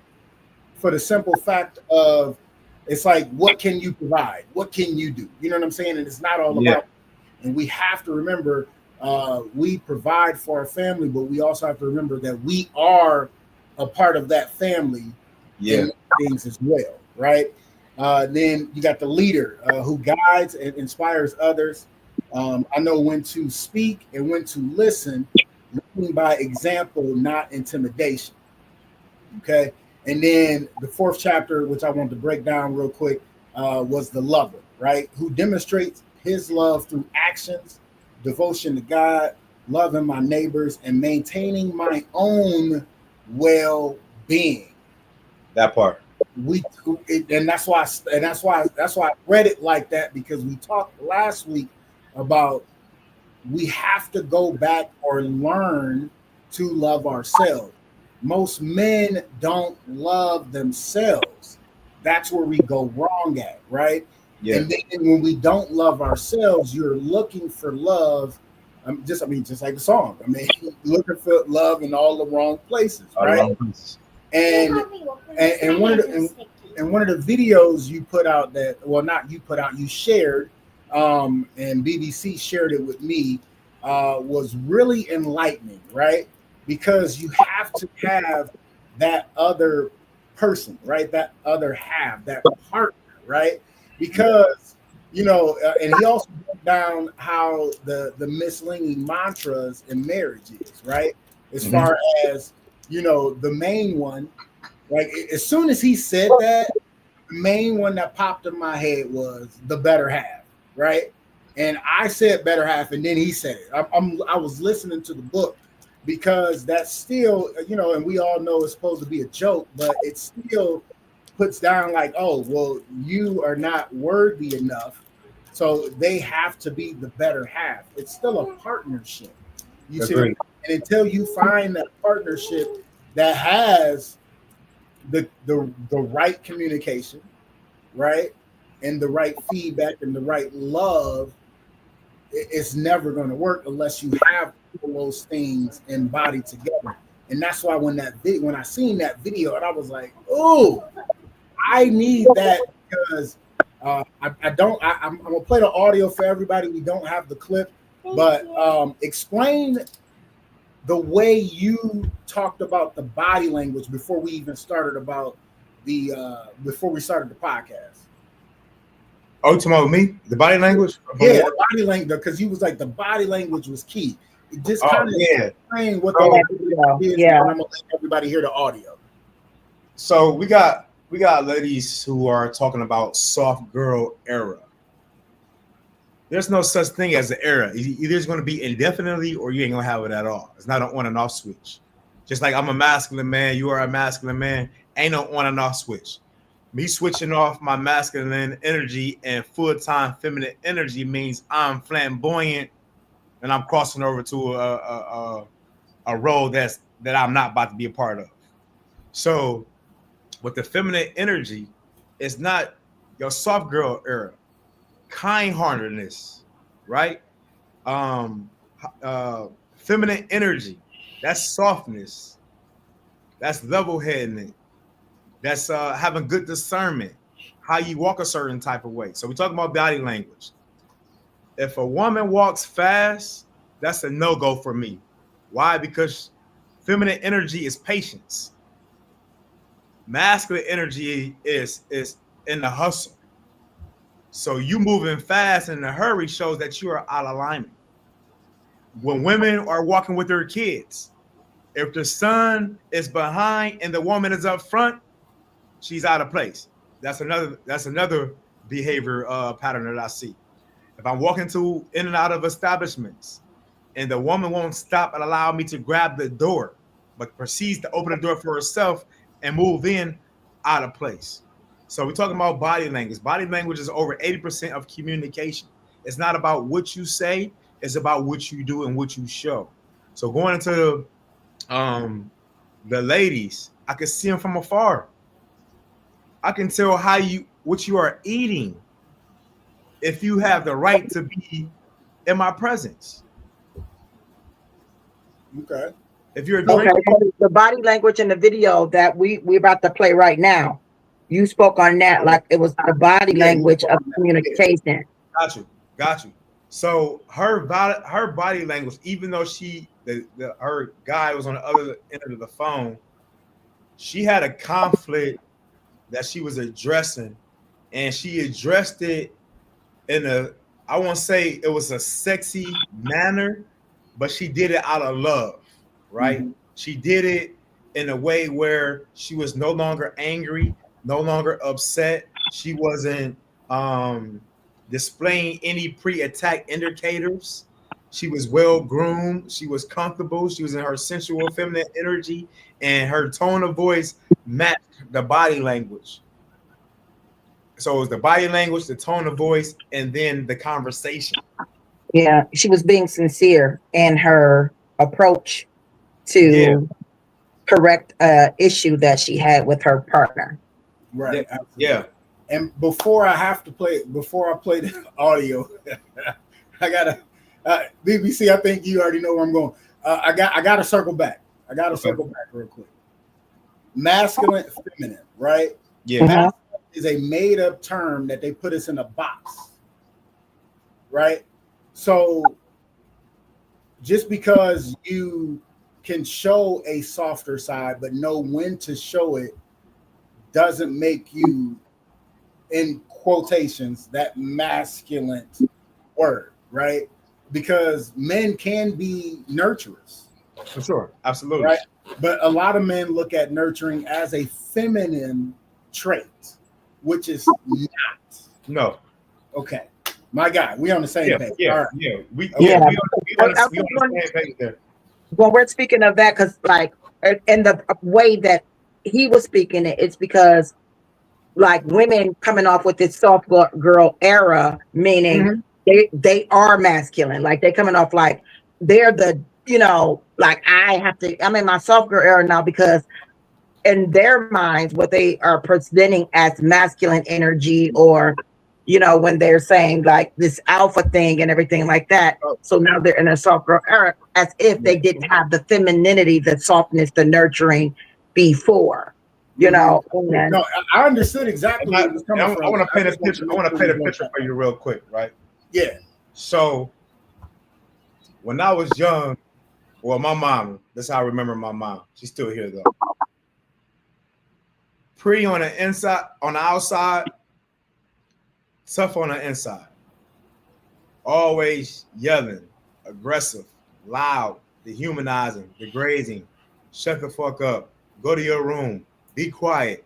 Boys ain't supposed to cry. Those masculine traits that I'm talking about. Absolutely. So as a kid, that's what I remember. Yes, I don't have any knowledge of mom saying, "Come here, baby. Give me a hug. Kiss me on my forehead. Let me know everything's going to be okay." Grandma, on the other hand, was the reverse. Pretty on the outside, soft on the inside, right? So when I got to the age of start suing ladies, I would attract women who was just like my mom. Yep. Right? Pretty, who can cook, but attitude was destructive. Yep. And I always cheated on them with women who reminded me of my grandma. Yep. And it wasn't because I was out there actively cheating on them. I needed a safe space. I needed a space where I feel comfortable enough to be transparent and vulnerable with what I was experiencing. We had a show like this one time. We talked about that, like, but I'm not gonna go into it. Boom. Let's play this video real quick because that right there, you need to be back on here and we need to do a sequel to that because this is a strong part of me. Like, to me, that granny, that nurturing, that feeling or whatever like that, like that's so my spirit. But I want to talk about that. We got to get back into that. Let's do this video though real quick because that is a conversation I want to have definitely. All right, let's get into this audio. All right, here we go. I'm sorry, sir. I'm sorry too. I feel like I could have really handled that situation a whole lot differently. The last thing I ever want you to feel is that you're not appreciated or your feelings are not important to me, because that's not the case. And I know I was so upset about what I was going through in the moment. I just didn't even acknowledge that, you were going through your own thing too. I know you had to get to work and everything. And I appreciate you. I appreciate everything you do with the family, everything you do for the kids, and the way I came off really made it seem as if I didn't. It really made it seem as if, I was unappreciative of that. So I don't want you to feel like that. It's just when I was at the doctor's office, I felt so alone. On the drive home, it was even worse on the drive home. When I came home, I was just like, I need my husband. I need my best friend. Like, I needed you. I needed you to understand, what I was going through. I needed to feel your presence. I needed to feel your body. All that was very important to me in that moment because it was scary news. It was really scary news, and I couldn't even think about what you were going through at the time. Your feelings are also important to me too. I didn't want you to be at work upset, thinking about what we going through, and then something happened to you, and that's on me. So I'm sorry too. I definitely should have and could have handled that situation a whole lot differently. And I don't want to argue with you. I hate arguing with you. Like, you are my best friend with your big head. I love you, babe, and I'm sorry. No, for sure. We gonna talk about it all tomorrow. All right. Okay, what time are you getting off? Probably maybe like 7 a.m., 6 a.m. I think that's a good part to end that. Absolutely. Go ahead. See. Me? Okay, so when I watched the video, I've watched that video maybe about 10 times, and it could have been more. And the reason why is because, okay, and this is really about men, and I want to tap into that, but I'm gonna put my feminine in because I always do. I'm a person I'm a very good communicator. I'm a great listener, and I really believe in. I used to be very tough. I used to be very, very tough and very aggressive in my approach because that was my defense mechanism. You know what I'm saying? I led with my pain to because I was always in defense mode, especially with men, because I've seen my mother, my sisters, by me being the youngest out of all of, like I seen women go through things. So I always knew like, oh no, I'm not going to tolerate that. I'm a person that I will leave a situation fast. I'm a runner. I will leave you in plain sight, like immediate. As soon as something like boom, it step out of my comfort or whatever like that. But me, like I'm what people don't know about me because they always see me shaking and moving and they see me aggressive. Like to me, I'm not aggressive, but they see me like in boss energy. They don't know that I'm very submissive. Like I'm a very submissive woman. I'm very nurturing. I'm always like, hey, how you doing? I'm checking up. I do those things. And if I'm having a conversation with masculine energy, and you've told me, especially if you're a communicator and you say, hey, you moved in this way, I didn't like it, whatever like that. I am her. Like I need to let you know that I don't like what I did. I understand where I need to hold myself accountable for the way I made you feel. And I think what happens with a lot of women, and women always think that I'm against them, but I'm not. But women can be very selfish at moments, especially if you haven't tapped into holding yourself accountable. And what I loved about this video is what she did for him to me is that she kept him like from like feeling rejected, feeling like, she didn't whatever, like, care about him. She held herself accountable. Like I was tripping for what I was going through. I was scared. I needed you. And because you wasn't there when I needed you to be there, I flipped out and I blamed you. But sometimes women don't do that. They're so worried about what they're feeling, what there's going on with them, and I see women do it all the time and not even thinking, well, he couldn't be there at that time. Maybe he was in a business meeting. Maybe he was in a, whatever. And even if he say that, it's like, and when they have baggage, when they're in bag lady mode and they haven't released all those demons and all those other situations and upbringings and things like that, they can't fully be a true partner. So and what she was delivering, it made me feel so good because me and Sean, that's my bro, we talk. Sometimes I call him when I feel like I need to know, am I wrong, or I need to know that masculine energy. And I just had a situation where I explained to you that a guy that I had been talking to was like, you always, because I have this thing when I don't like texting. I don't like whatever. But so if I text and we text and no matter what it is, I have automatic delete on most of my text messages when I'm dating somebody. I delete them because I've had situations where somebody either got a hold of somebody's phone or whatever, or somebody copied texts and posted them and tried to embarrass me and tried to like disfigure my whatever. So his situation was like, if you write me a poem or something like that and then you like delete it, like to me it doesn't seem authentic. And I wasn't looking at it in a way because I was only looking at it from my way. but he was like, he wanted to go back and, like he liked it. Nobody had ever written him a poem before, and I deleted it. And he conversed to me in a way that it made him feel a way that I always do that. And when I apologized to him, he thought I was going to come out like, well, first of all, it's my, whatever. And I was like, because now you have conversed to me, communicated with me how you felt. And then I then listened and how, I told him why, held myself accountable, and I apologized. He totally wasn't ready for it. He didn't even overstand it because he's used to dealing with somebody like, well, first of all, or whatever. When the husband or boyfriend came back and said, thank you for saying that, that was so sincere in the way, because it gave him the opening. He didn't have to feel like, in defense.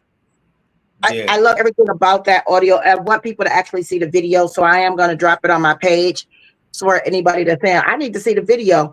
The way she was in her sensualness, like you said, the way she, not only in her, but she was in her nurturing, her voice, her mindset, her, she wasn't, because I've seen women be on the phone and be like, I'm sorry. And it wasn't genuine. It's like literally trying to soften him. So then they come back in with what people don't realize is when you are aggressive to a person, when you reject a person, when you ignore a person, and you do that, that is the same level of abuse as beating on a person. And women do this to men more than men do this to women, but it's never talked about because men don't express that level of emotion. Yeah. Due to the fact they don't want to look soft or they don't want to look in a certain way or whatever like that. Mm-hmm. But women play massive mind games that is very abusive to men. And when you don't be sincere and authentic in your approach, you're really mentally destructing a person, which makes a person go from, like you said, you meet them aggressive women and they give you all this drama to have to go to us. So they wonder how some women don't look like them, not built like them, not this and that, get that man because she was soft, she was nurturing, she was honest in her approach to him or whatever like that. And it don't matter how fine you is, how it is, how tight the boom boom is, this, that, and the other thing. When you are ugly in your approach and abusive, mentally, physically, spiritually, that leaves the opening for the nurturer, the lover, the listener, to get into that person that is holding themselves accountable to that person.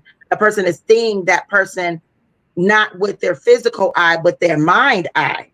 Yeah. And so that's just my approach on it. What do you think? One of y'all.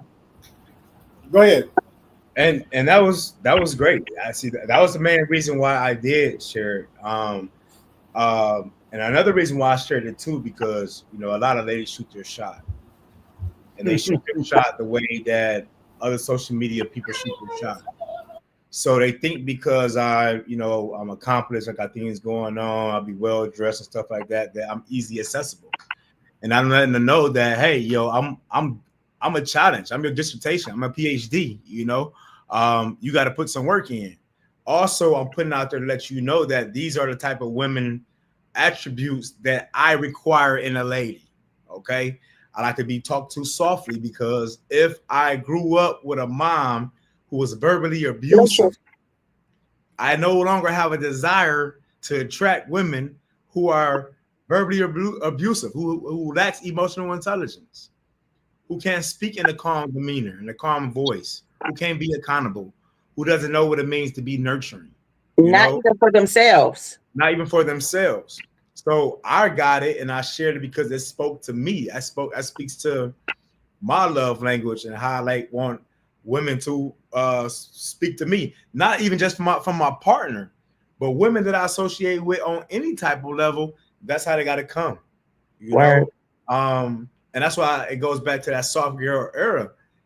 It can't just be an era, because sometimes the era is going to end. Either you're going to be into this or you aren't.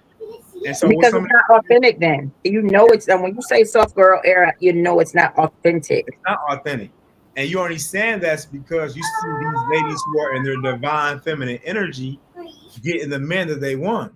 So now you portray into the world that this is who you are just to attract this particular type of man. And then the next day, the light bulb is off. You back to who you used to be. And now Right. he already packed his bags and he already gone because you catfished him. Absolutely. Oh, Yeah. oh, yeah, yeah, When and they it, say soft girl era, that means they not who they are. And yeah, then with the man aspect, right? We have to be able to communicate effectively. That We part. have to stop, holding our tongues. Now, it's times where we need to just shut up and listen. Agreed. There is times where you need to shut up and listen and actually hear what that person is saying and actually hear their heart, Yeah. right? So we have to be effective communicators. We Agreed. can't sugarcoat when we actually communicate, Yeah. but then we have to make sure we're not coming off as disgruntled or defensive, but just relate exactly how you feel, Yeah. doing in a way where you're not arguing or you're getting loud. You know what I'm saying? And see, Sean, if the women presented themselves like that woman did on the video, we have no reason to project loudly, aggressive, Absolutely. Absolutely. But when she right. comes, But some men still do because they have not had the experience to. Because what people don't really understand is that women and men, no matter what, we do speak different languages. Men are more logic, women are more emotion.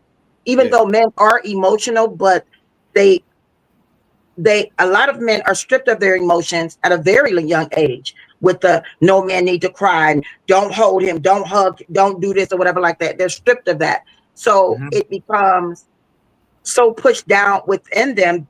Most men only know how to show emotion through sexual experience or agreed. whatever.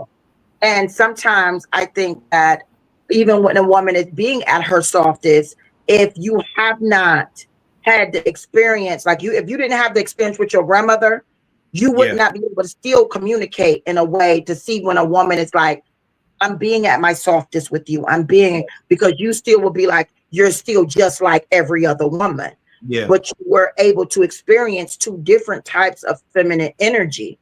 yeah, And some men don't have that. So yeah. even if when you're like, baby, I'm sorry, or whatever like that, like, no, you ain't sorry, they still coming out aggressive Yeah, or I still see not that. listening Yeah, in and such a way because those they guys have, lack of emotional intelligence as well. So even on the flip side of it, ladies got to understand, like early on, right before I get comfortable with this guy, yo, does he have emotional control? Right? Can he communicate effectively? Can I have this conversation, this uncomfortable conversation with him without him blowing up and stuff like that? And these most are the times things women know in the beginning, like you said, at the door. at the door. But as women, we have in our minds where let's fix him, let's help him, let's heal him. I let me help him to whatever, and then they let it go on so long where now you got to basically fight your way out. And Yeah, in that moment, like Sean was saying, like even if when you're trying to communicate, it's like men have to, men need to learn. I'm not going to say they have to. Men need to learn how to shut up and just listen sometimes. And that video, that man, and whether it was acting out or whatever like that, he sat back and he listened to hmm, her. He yeah, listened. He didn't cut her off. He didn't, try to manipulate the situation or whatever like that. He didn't try to make her feel more than she already felt. He hmm, sat back and he listened to her, apologize, and say what she appreciated and why she was feeling the way she was feeling. And I yeah, think that's what a lot of people, they lack that yeah, listening point. Like, Sean knows this as well. I have a lot of male friends. I have a lot of male, like, brethrens, and we reason a lot. I have males that come to me to tell me when they got promotions from the jobs that has wives. They told me first because of the reaction they're going to get from me that they know they're not going to get from their wives.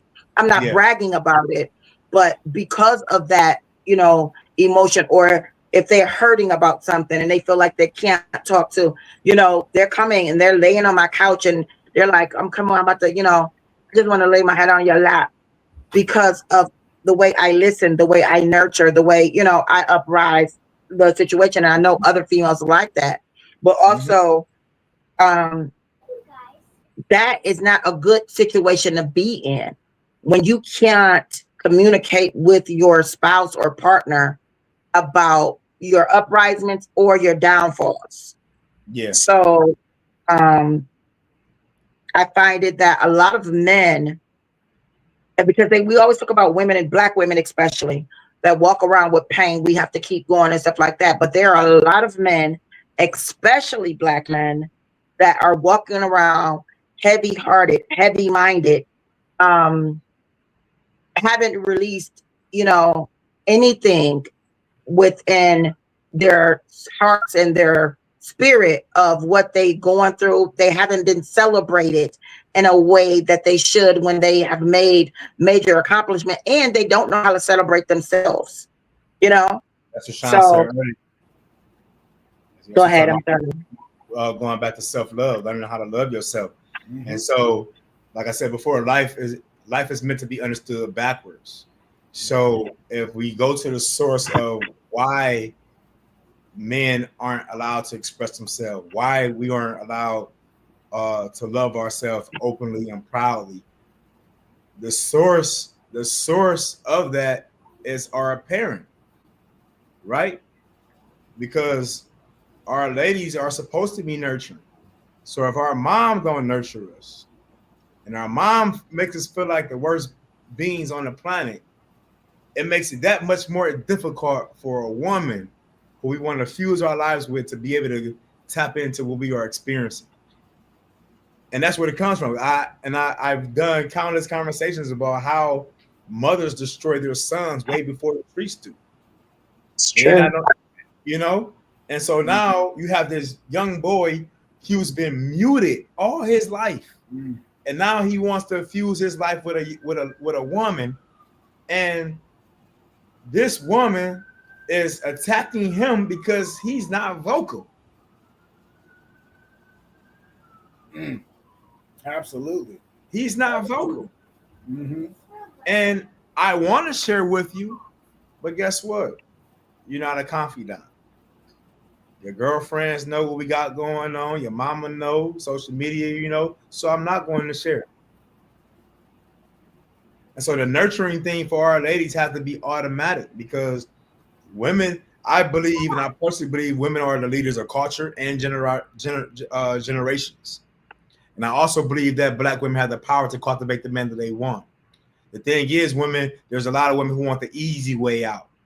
So if you want these guys who may need a little TLC, do the work. It has to be done. You was breaking down the different levels, what it means to be a provider, what does it mean to be a leader, what it means to be a lover. The reason why a lot of ladies have that provider piece, because many women never saw the man actively provide. True. Right? So it's all about who he is and what he can do for me, but not value him for who he is. Right. Absolutely. And this is what sets me apart. I can tell if you're a gold digger or if you're coming in to just reap up the benefits and not adding value from a mile away. Right. No, that's true. You did it again. You did it again, bruh. So, nurturer who cultivates growth and development, caring for individuals and environments within my influence and beyond. You did it again, bruh. But you did it. Please check out this book, because you did it again. I'm on it. It's destined. I'm on it. And no, absolutely. And so, like, even for me, like, even though I had those two examples from my mom and my grandma, that's not when the learning stopped.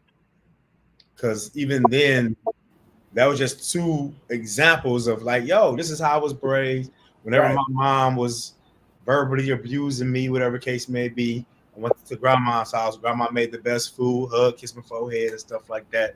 Let me know everything was gonna be all right. She gave me the reassurance, like the lady that we just listened to on the audio call. Made me feel, oh, I'm powerful, I'm Superman, I can go out here and be great, right? When she came to the sporting events and she's the #1 cheerleader, book signings and stuff like that, #1 cheerleader. That's what I needed. When I got of age to start being seriously involved with women, that I was repeating that cycle, attracting the women like mom, cheating on them with women who was like my grandma, didn't know how to attract the women naturally who was like my grandma. So now I started what I started doing. Yo, I took a back seat. I said, you know what? I'm still damaged. I'm still unhealed. I ain't ready to be dating no one yet. I need to figure out what I need to do to get on these ladies' radar, right? So I'm sitting back, I'm studying their social media, I'm hanging out with them at the hair salons, at the nail shops, and I ain't doing nothing. Like you said, we need to listen. I'm sitting back, I'm listening, right? Sean, they like, oh, these dudes are irresponsible, they ain't doing this, they not emotionally intelligent. All the things that they were complaining about, I went home and I perfected it. Right. I perfected it. I made sure I became an effective communicator. Made sure that I was polite in my responses and direct, making sure that I was responsible, that I example confidence and leadership qualities. Made sure that my little man, ain't no question, no doubt about it, that he's taken care of since he came out of the womb. Did all these things. Then I started had to figure out, yo, now where do they hang out at? You know what I'm saying? And once I did that, I was cool. And then I started developing platonic relationships with ladies who can speak to my spirit, who can uplift me, inspire me to keep going. Now I learned that, yo, I'm not supposed to be a victim to verbal abuse by anyone. I'm not physically putting my hand on anyone, but I'm not going to tolerate disrespect because you haven't been taught how to control your anger and your emotions. So now we're talking about time and placement. The young lady on the phone, she had time to debrief. She had time to get her emotions in order. She had time to collect her thoughts.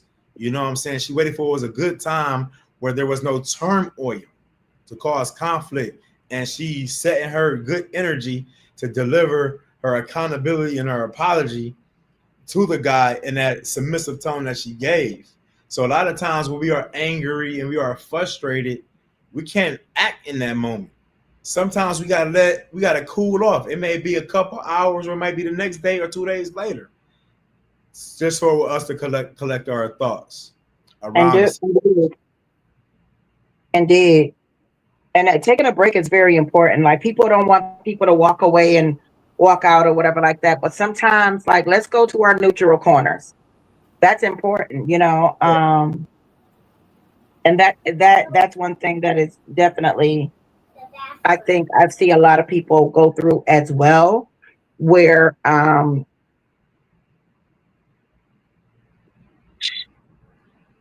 see a lot of masculine energy sometimes. They don't want to hear the hard part of conversations. So they run, you know, instead of going into another corner, they run. And even if a female is being in her softness, but most people don't want to hear what they've done wrong. Well, and whether it's feminine or masculine. Yeah. And but I've seen a lot of masculine energy, like they'll say okay, so if their woman is saying, this is how you made me feel, this is what happened, this is whatever. They don't take it. Can you wait till I'm done?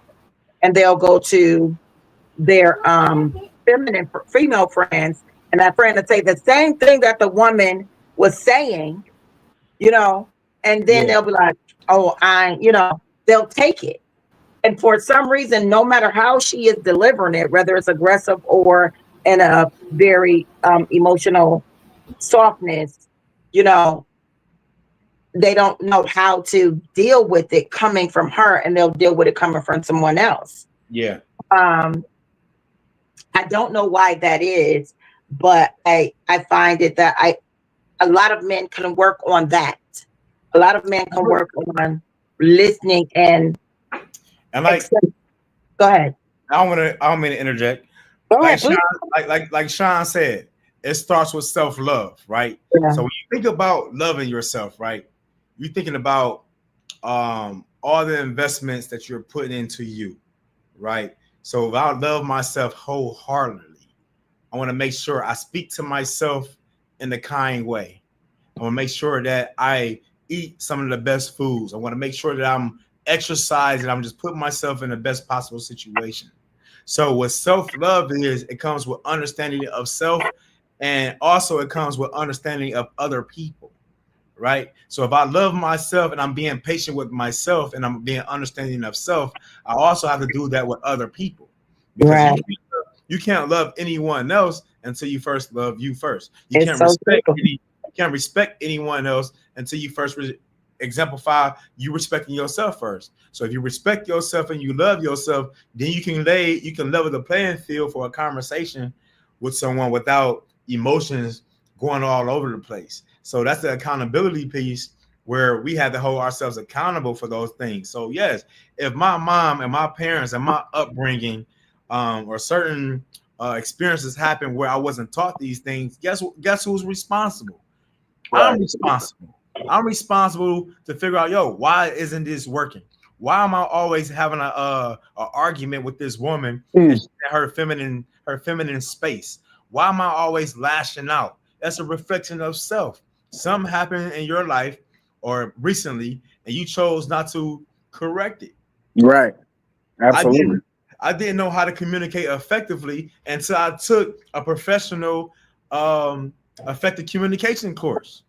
Learning how to suspend judgment, learning how to size up a situation, learning how to paraphrase, listen attentively, you know, apologizing and being thankful of someone bringing something that's uncomfortable to my attention. Right. No, No, that is absolutely. absolutely true. I God, didn't know how to communicate or listen effectively. I mean, everything about me, who I am and who I have become, has become this in the last 10 years, and yeah, maybe less. And the person that I definitely am now has just came in the last couple of months, because I have transitioned into my uprisement. And I didn't want to, because I didn't know her and I was very afraid of her. yeah, But um, like learning when I'm dealing with masculine energy, and learning the things that I'm learning now, and it's such an abundance, because it helps me to help others to know, to find that, when men masculine energy hit me up and say, um, they like something that I posted. They started working out because they saw me working out, especially when I'm flipping my big tire, or, um, I have a lot of clients. I do massages, and everything, for learning that everything is not sexual or whatever, because a lot of men lead with sexuality. They yeah, don't lead with anything other than that. Learning myself not to lead with that. But like when I'm in the surroundings of masculine energy, and they felt listened to, and they felt uprised, and they felt, where they can be emotional without feeling judged or anything yeah, like that. It is such an abundance to me. When I say I don't agree with them, but I'm not disagreeing in an aggressive way, and I'm telling them why I don't agree with them, they're not lashing out aggressively to me. They're listening and understanding with the reason why. That is very important. We yes, tell people comment and be on our podcast like they didn't think about it in that way, or like relationships that was like, oh, they heard something that we talked about or whatever, and they didn't look at it in that way. That is so important. it is. Um, but like you said, women, as women, especially Black women, being the foundation, I wanted to, because you remember I used to do dance hall. I used to do more sexual music and sexual energy than, I wanted to use my foundation for that. When I'm speaking, I'm in the uprising of women. I'm speaking in the uprising of we have, what I'm saying, we have our sons, even though the seed comes from the man, but we have our sons. Those mental health for our men is the most downplayed issue in the world, especially when it comes to Black men. Agreed. It is very downplayed. You see, like, oh, he over there acting crazy. He need to get this stuff to like you. It's like people, you don't heal overnight. You don't, you don't get over those moments. You don't get over the abuse. You don't get over those things in a certain thing. And it is us that as women have to leave that. So when he brought the book to me, I had already had but everything that is taught in that book, women can learn from it as well as men, I think. Yeah. But yeah, Sean, you got anything on that? My computer was acting up, so I don't even know what the question was. Sorry. I'll just continue to go. So even like with that nurturing piece, we know our moms. That's the trait. We come out of the womb of our moms. Our moms display this loving, nurturing, and nursing energy. And over time, you start seeing that energy fade away from that child, that boy child.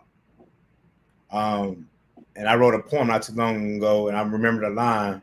It says, terrible too because of who? They wasn't born that way. So I'm like, yo, what happened from birth to just 2 years that this young boy became terrible? And this young boy spent majority of his time with you. Okay. And then the nurturing stops. It stops when they say they no longer want to breastfeed us. The nurturing stops when they no longer kiss us and hold us. It's quit crying like a little girl. That's all at 2 years old. And this is what I'm watching. And just in a 2-year time frame, when you just spreading his photos and videos all over social media, you going to the park and you getting ice cream. But now at 2, you start seeing the downhill spiral of the nurturing and the more neglect, the physical, the emotional abuse that the moms are giving to the boys. Okay. And I stated that women naturally raise their kids in reverse roles. Mm-hmm. They raise their daughters and they love their sons. It's supposed to be the complete opposite. Raise your son, love your daughter. And this is when the dysfunction starts to happen. This is when the nurturing, this is when the young boy can no longer have a safe space to cry, to express his feelings and his emotions. So every year after 2, it's mask, it's mask, it's mask. Now, when he lashes out, he's the problem, but he's not the problem. The problem is the person who put the duct tape over his mouth and his emotions. Mm-hmm. This is the person that helped bring me to this world. She wasn't aware of herself. She wasn't aware of her behaviors and how her behaviors was affecting me. Yes, that man is gone, but your responsibility. When we tied in, Daddy is gone, because this is what we're talking about in the book. I like that. Yes, that man is gone, but it's still your responsibility to put a good man in that child's presence, to show him how to communicate his emotions, to show him how to communicate effectively, to show him responsibility. And you don't have to sleep with him. He don't have to be in your bed. You can put him on a television screen. He ain't got to be on TikTok, social media, YouTube shorts. You can put him on that screen and he can watch exemplifications on how that man is supposed to conduct himself.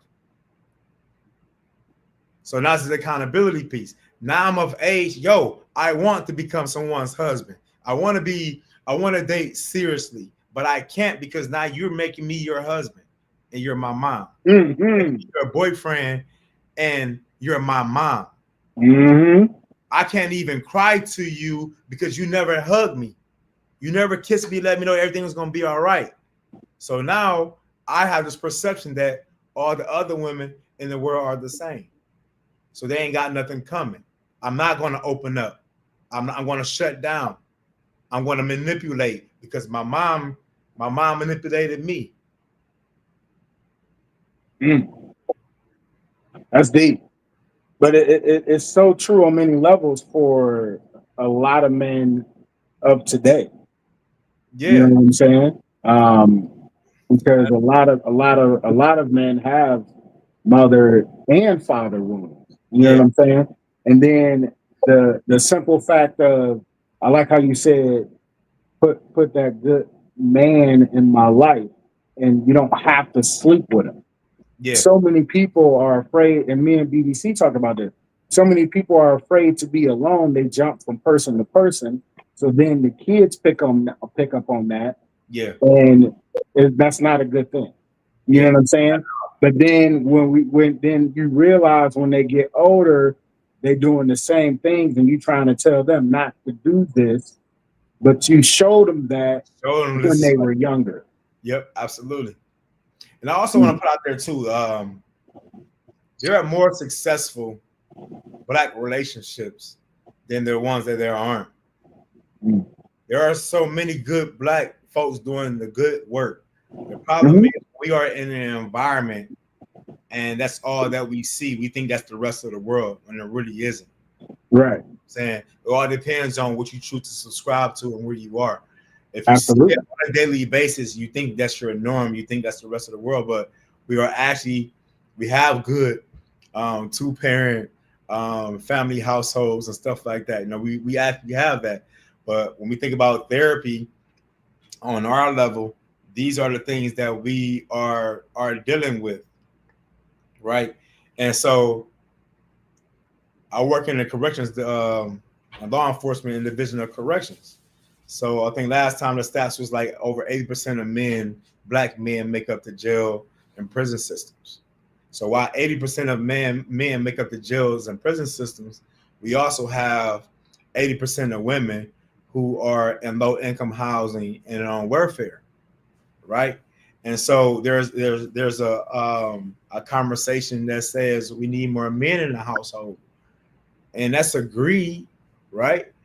But what does the welfare application states? What does the government? You can't have the man in the house. Right. So what happens when your 18-year-old, your 17-year-old son turns 18? You got to get out So where's he going to go? to the street. And he's gonna stay in that same community making babies by other women that's around there, and the cycle continues to go. So these same men who we are talking about who needs to be in the household are those same men who didn't have the dads to begin with, because dads weren't supposed to be there in the first place. So that's the cycle that has to be broken anyway. Absolutely. Absolutely. That's a deeper one. And That is a deeper one. That's when I really hit on too, and Daddy is gone, because I'm like, okay, why, what's the why? Why aren't men here? And so, like I said before, life is meant to be understood backwards. So now I got to trace back to when I was living on 30th and Longwood, when my mom was there. Yo, dang, when inspection time came, she did pack up old buddy stuff. She did force a fight. And then once inspection passed, she begged to come back, or the items returned, you know? But she never understood that. She never explained that concept to me. And then not only it was her, I'm getting it from these conversations from other women, the ancestors, the aunties, the great grandmas, the ladies of the village. The same behavior was being repeated. And so this young boy, 17, as soon as he turned 18, if he's not in school, he got to go, or that's the rent goes up if you find out he's working or something like that. And so he's forced to go out on the street, and now he's on the street, involved in the gangs, and I'm having sex with other teenager ladies. I'm sneaking in and out of their houses and stuff like that. And then now they are caught doing these crazy crimes and stuff, and now they getting shipped down to the juvenile detention center, down to the adult jails and penitentiaries. That's a cycle in itself. That's why I say that's why I say ladies have the power to cultivate the man that they want by leading with the energy that Miss BBC is displaying, by leading with the energy that the young lady on the phone call, on the video was displaying. The thing is, you have to give that energy to the right man who's already on his healing journey or that's already there.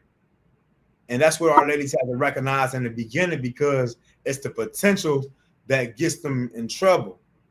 He looks good, he smells good, he sounds good, but is he putting foot to pavement? Right?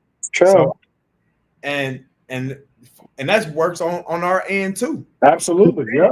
I see this young lady, she got a nice body and she's beautiful, but if she's an asset to my comedian show, my podcast, my music career, or she just here just want to soak up the limelight because it's cute. Yeah. Lately, my message has been my non-sexual attention comes with a fee. Lady, I'm not your free source of entertainment. You know what I went through to have built this life that I have. What makes you think you're going to get it just because you're cute? Pretty is not enough. No, for real. I was just talking to one of the queens that surrounds in one of my a bridesmaid, my groups. You know, I have sister circles and stuff like that, and we were talking about some guys. This girl is dating this guy. He doesn't have a job. He doesn't have his own vehicle or whatever like that, and he has multiple children, like more than 5 children, or more than 8 children actually. Okay. And so she was like telling him like, well, you this and you that and you this or whatever like that. And I said, well, you can get on him and you can say these things. And yes, they need to be said. But who you really need to be speaking to is this feminine. Because he told her, I got all these kids. He told her he did not have a job. He told her he did not have a car or whatever. And she still chose to be with him, you know, and she's not holding him accountable for those things, because I believe in, okay, you can get with this person. I don't agree to a certain point. You're not ready to be in a relationship. And now she's pregnant by him. So you don't allow him to breed you, right? You allow him to date you. You allow him to think it's okay to not like, hey, well, you know, you need to get on the road, whatever like that. Now, and you allow him to breed you, you know. So you're basically have made yourself a statistic. And at the end of the day, everybody's going to blame him, but you can't blame him for what she's allowed to happen, because like at the door, he told you, this is who I am. And then you accept it. So you can't blame victim at this point when he like, okay, well, I don't got no money to pay for no kid. You know what I'm saying? Or whatever. I got my time, but you know, I don't, you know, I don't financially support the rest of my children. You knew that because you knew I didn't have a job when I met you. So a lot of the feminine were getting upset of me saying that. Well, I said, because we always want to be like, oh, well, the woman. You cannot pacify the fact because she's a woman. She knew what she got herself into in the beginning, you know, not the fact that he needs to get on his feet and do what he's supposed to do. I don't living off women. I don't know how he survived. I don't know that situation part of it, but the part of it is the accountability of her situation falls on her.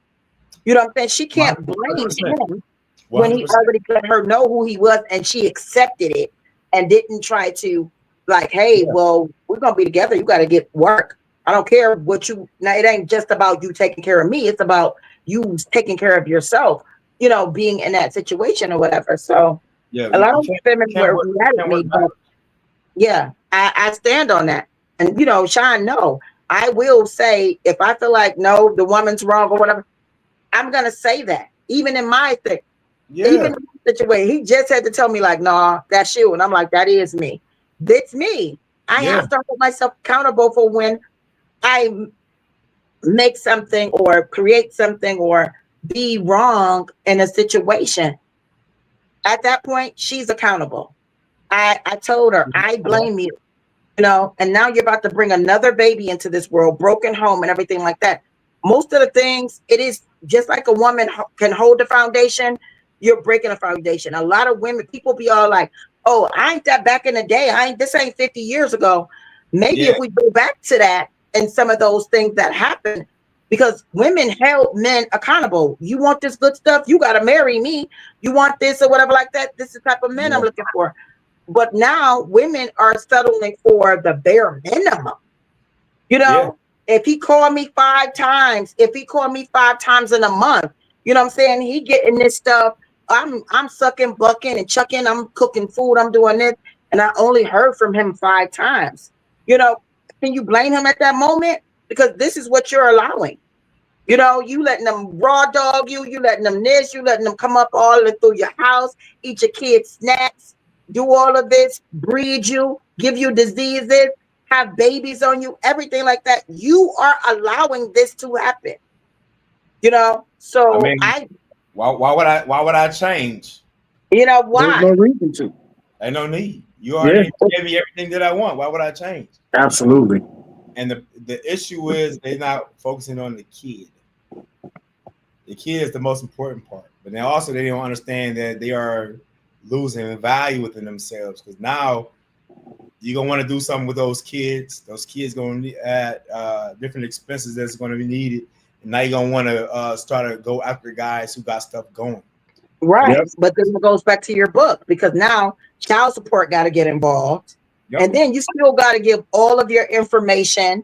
They have to be all up in your business, what you do, what you don't do, whatever like that, where he at, where it is, whatever like that. And then it's more separation.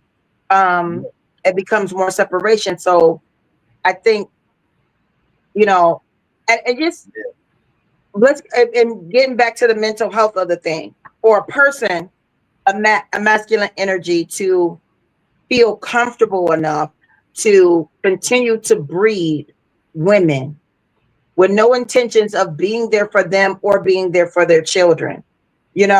Like, what is going through your mind at that point? What is your mental thought that you can continuously do this to a woman? And now you have daughters, like, that has to be some type of mental defect, that this is the only thing that you can accomplish. Is this is your greatest thing that you can do, is to have broken homes and turn your back on your flesh and blood or whatever like that? Like, what mental status is that? Well, first of all, I can't speak to that because that ain't me, but it's definitely an unhealed person not taking the time to attempt to even try to move to the healing stages.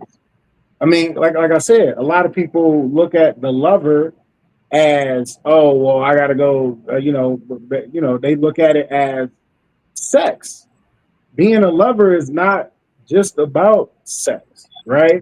So when somebody feel as though, oh, that's the best thing I know how to do, and then if they can't please that person, then they go to find somebody else they can please. Yeah. And then 9 times out of 10, they're not pleasing that person, but then that person have a baby.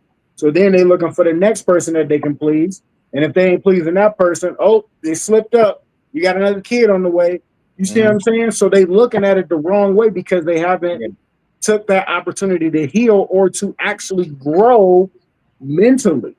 Right. And then also, too, we as men, we are accountable for those things. But however, if it's advertised and there's no accountability that comes with it, then why would we change? Why would that person stop making kids if there's no consequences behind it?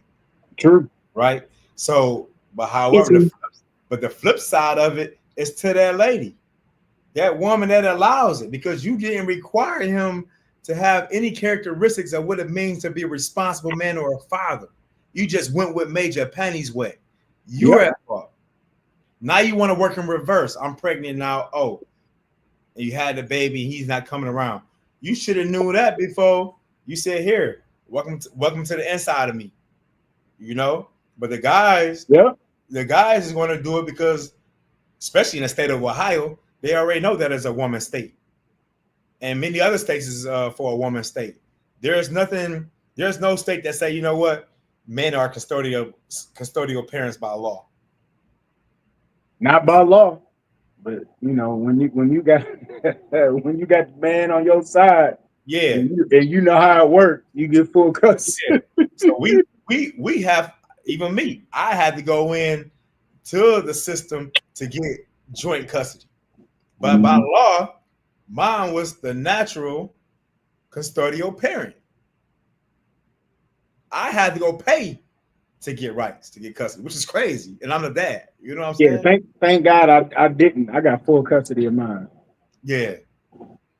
But everybody don't, you know what I'm saying, get that opportunity like I did. No, you know what I'm saying? No, yeah, not at all. Right. But Yeah, and there's no, but again, it go back to accountability. And not healing. And that's because I don't even think that's a mental health disorder. I think that's all behavior. But if we go back even deeper, I think it is still not healed, or how they were raised, or what they didn't get when they were being raised. Right. From the point you were saying earlier, right? Because you think about it, you know, they do that, or people do that all for that 5-second climax. Yeah. That's it. And then what? Because after you bust, then what? Like, seriously, then what? It's nothing. Yeah. But until people actually start looking at it that way, we're going to continue to have this cycle that won't be broken until people grow and heal and try to break that cycle. And man, this was a good episode, though. I'll tell you that much. Yeah, for sure. Definitely good episode. We'll be here all day, man, if we don't end it here. So listen, give people your website again. Can everybody find everything from your website? Like, are your social medias on your website and all that good stuff?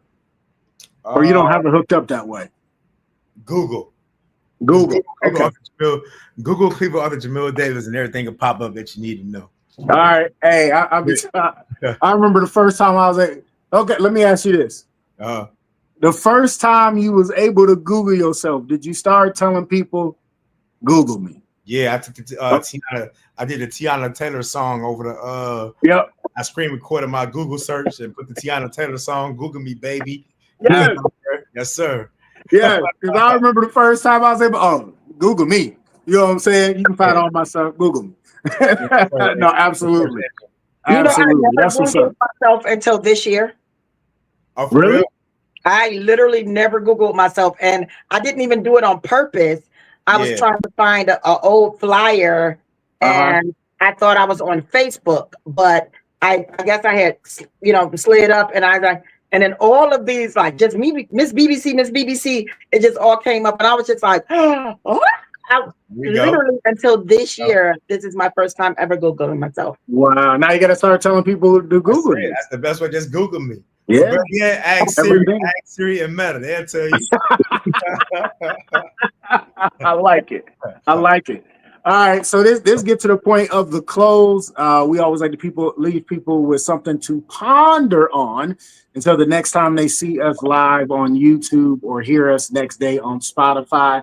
So it was something you said a little bit ago, maybe about a half an hour ago now, that I really liked. And I want that to be the close because, like I said, I was using the close from my phone and it wasn't up. So it was about the It's about finding you and other people. That wasn't it. Oh. Not the finding you and other people. It's almost not like paying for the time, but like the entertainment part. You know what I'm talking about? Hold on, say it again. Hold on. So it was like my non-sexual attention come with a fee. There you go, right there. Now hold that, because that's what I want to be the close. All right. Little mama, come on, it's that time. I thought she was asleep. She was so quiet. No, she ain't sleep. She over here mad because she thought I did it without her. You thought I did it without you? Do I ever do it without you unless you sleep? Come on, girl. Hold on. Give her a second. Give her a second. Hold on 1 second. It ain't gonna take long. Give me 1 second. Come here.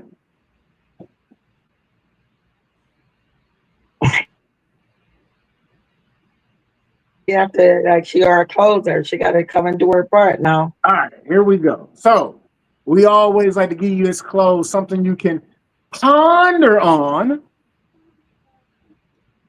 We can't hear you. Ponder on. Do it right. So for the next time you see or hear us, but you're closed this evening, something you can ponder on. Ponder on. Go ahead. All right. Ponder on this. My non-sexual attention comes with a fee. Because I work hard to be where I am and to be who I be. Man, one more time. One more time. My non-sexual attention comes with a fee. Because I've worked too hard to become where I'm at and to be who I be. Man, I like that. I like that. BBC, you want to break it down? I mean, it's so self-explanatory. I ain't got nothing to add to that. It doesn't even cause for any breaking down at all. That is perfect. That is perfect. That is a perfect close to a great episode. Mr. Cleveland author Jameel Davis. Thanks for coming to the couch, man. We definitely got to get you back on. We'll chop it up again, man. I know you're busy, so let us know when you got another free Monday and we'll set it up. But it's been a pleasure to meet you. Definitely rooting for you. One thing, you just sent some books overseas too, right? To the UK. I did. No, I wanted to definitely shout that out. That is dope and amazing. Sure. I did. Nice. I definitely wanted to shout that out. I'm sorry it's so late, but I got so much stuff written down because I was You're good. I was in Mexico on vacation recently. Okay. And I met a lady there in the UK. And our conversation in the lobby of our resort hotel, we was talking about some of the things we're talking about now, especially with relationships and stuff like that. And she found out that I was an author, so she wanted some books and stuff, you know. So she followed me on social media, saw the amazing work that I was doing. When she went back to London, I shipped her some copies of Sex Esteem, just for her to have, you know. And so I documented my process of signing the book, going to UPS, who's a good business partner of mine as far as my shipping, and now they want to do some printing stuff with me. They want to have my printing contract. So that's pretty dope, man. Nice. So now the lady, she's going to do some videos and stuff for me, and that's going to be my set, being a part of the London Book Festival in the near future. Nice. So, international author Jameel Davis. Thanks for coming to the couch, man. It's been a pleasure. I'm rooting for you. Definitely go link off of this. I'm gonna look you up on Facebook so we can stay connected, man. And definitely, when you got another free Monday, let us know, man. We'll definitely love to bring you on and chop it up some more, man. Breaks down some of that other stuff. Especially, I mean, I don't want to wait until the book come out to bring you back on, because that's a process and it's gonna be a minute. So when you got a free Monday and you want to come chop it up, let BBC know or let me know, because like I said, I'm gonna look you up on Facebook. And you more than welcome to come back, brother. It's been an honor. It's been a pleasure being your special guest. Ms. BBC, thanks for the opportunity. Mr. Boyd, Sean, thanks for the opportunity as well. It's been a pleasure. All day. BBC, send them out. If no one has told you today, I love you, I believe in you, and I want you to win. And you already know there's one thing you can never get back, and that is time. And I want to thank you for spending your time with us on the couch in this therapy session. We'll see y'all next week, because we back to round up men's mental health, and we will talk some more, and we out. Mr. Davis, thank you so much. BBC, love you, sis. Thank you, guys. Please have an amazing night. All right, peace. We out. Welcome to Just Therapy, where we talk about life with a comedy twist. With your hosts, comedian Sean Boyd, Antonio Ferguson, and Miss KT. We talk about a whole bunch of shit, from politics to people actually taking shits. So sit back, relax, and enjoy the therapy session. Man, this be dope. Make a motherfucker wanna rap. I can't rap, man. Hold on, here we go. I can't rap. I really can't. But come sit down on the couch with us. Man, I can't rap. Come to the couch. Enjoy the show. Let's go.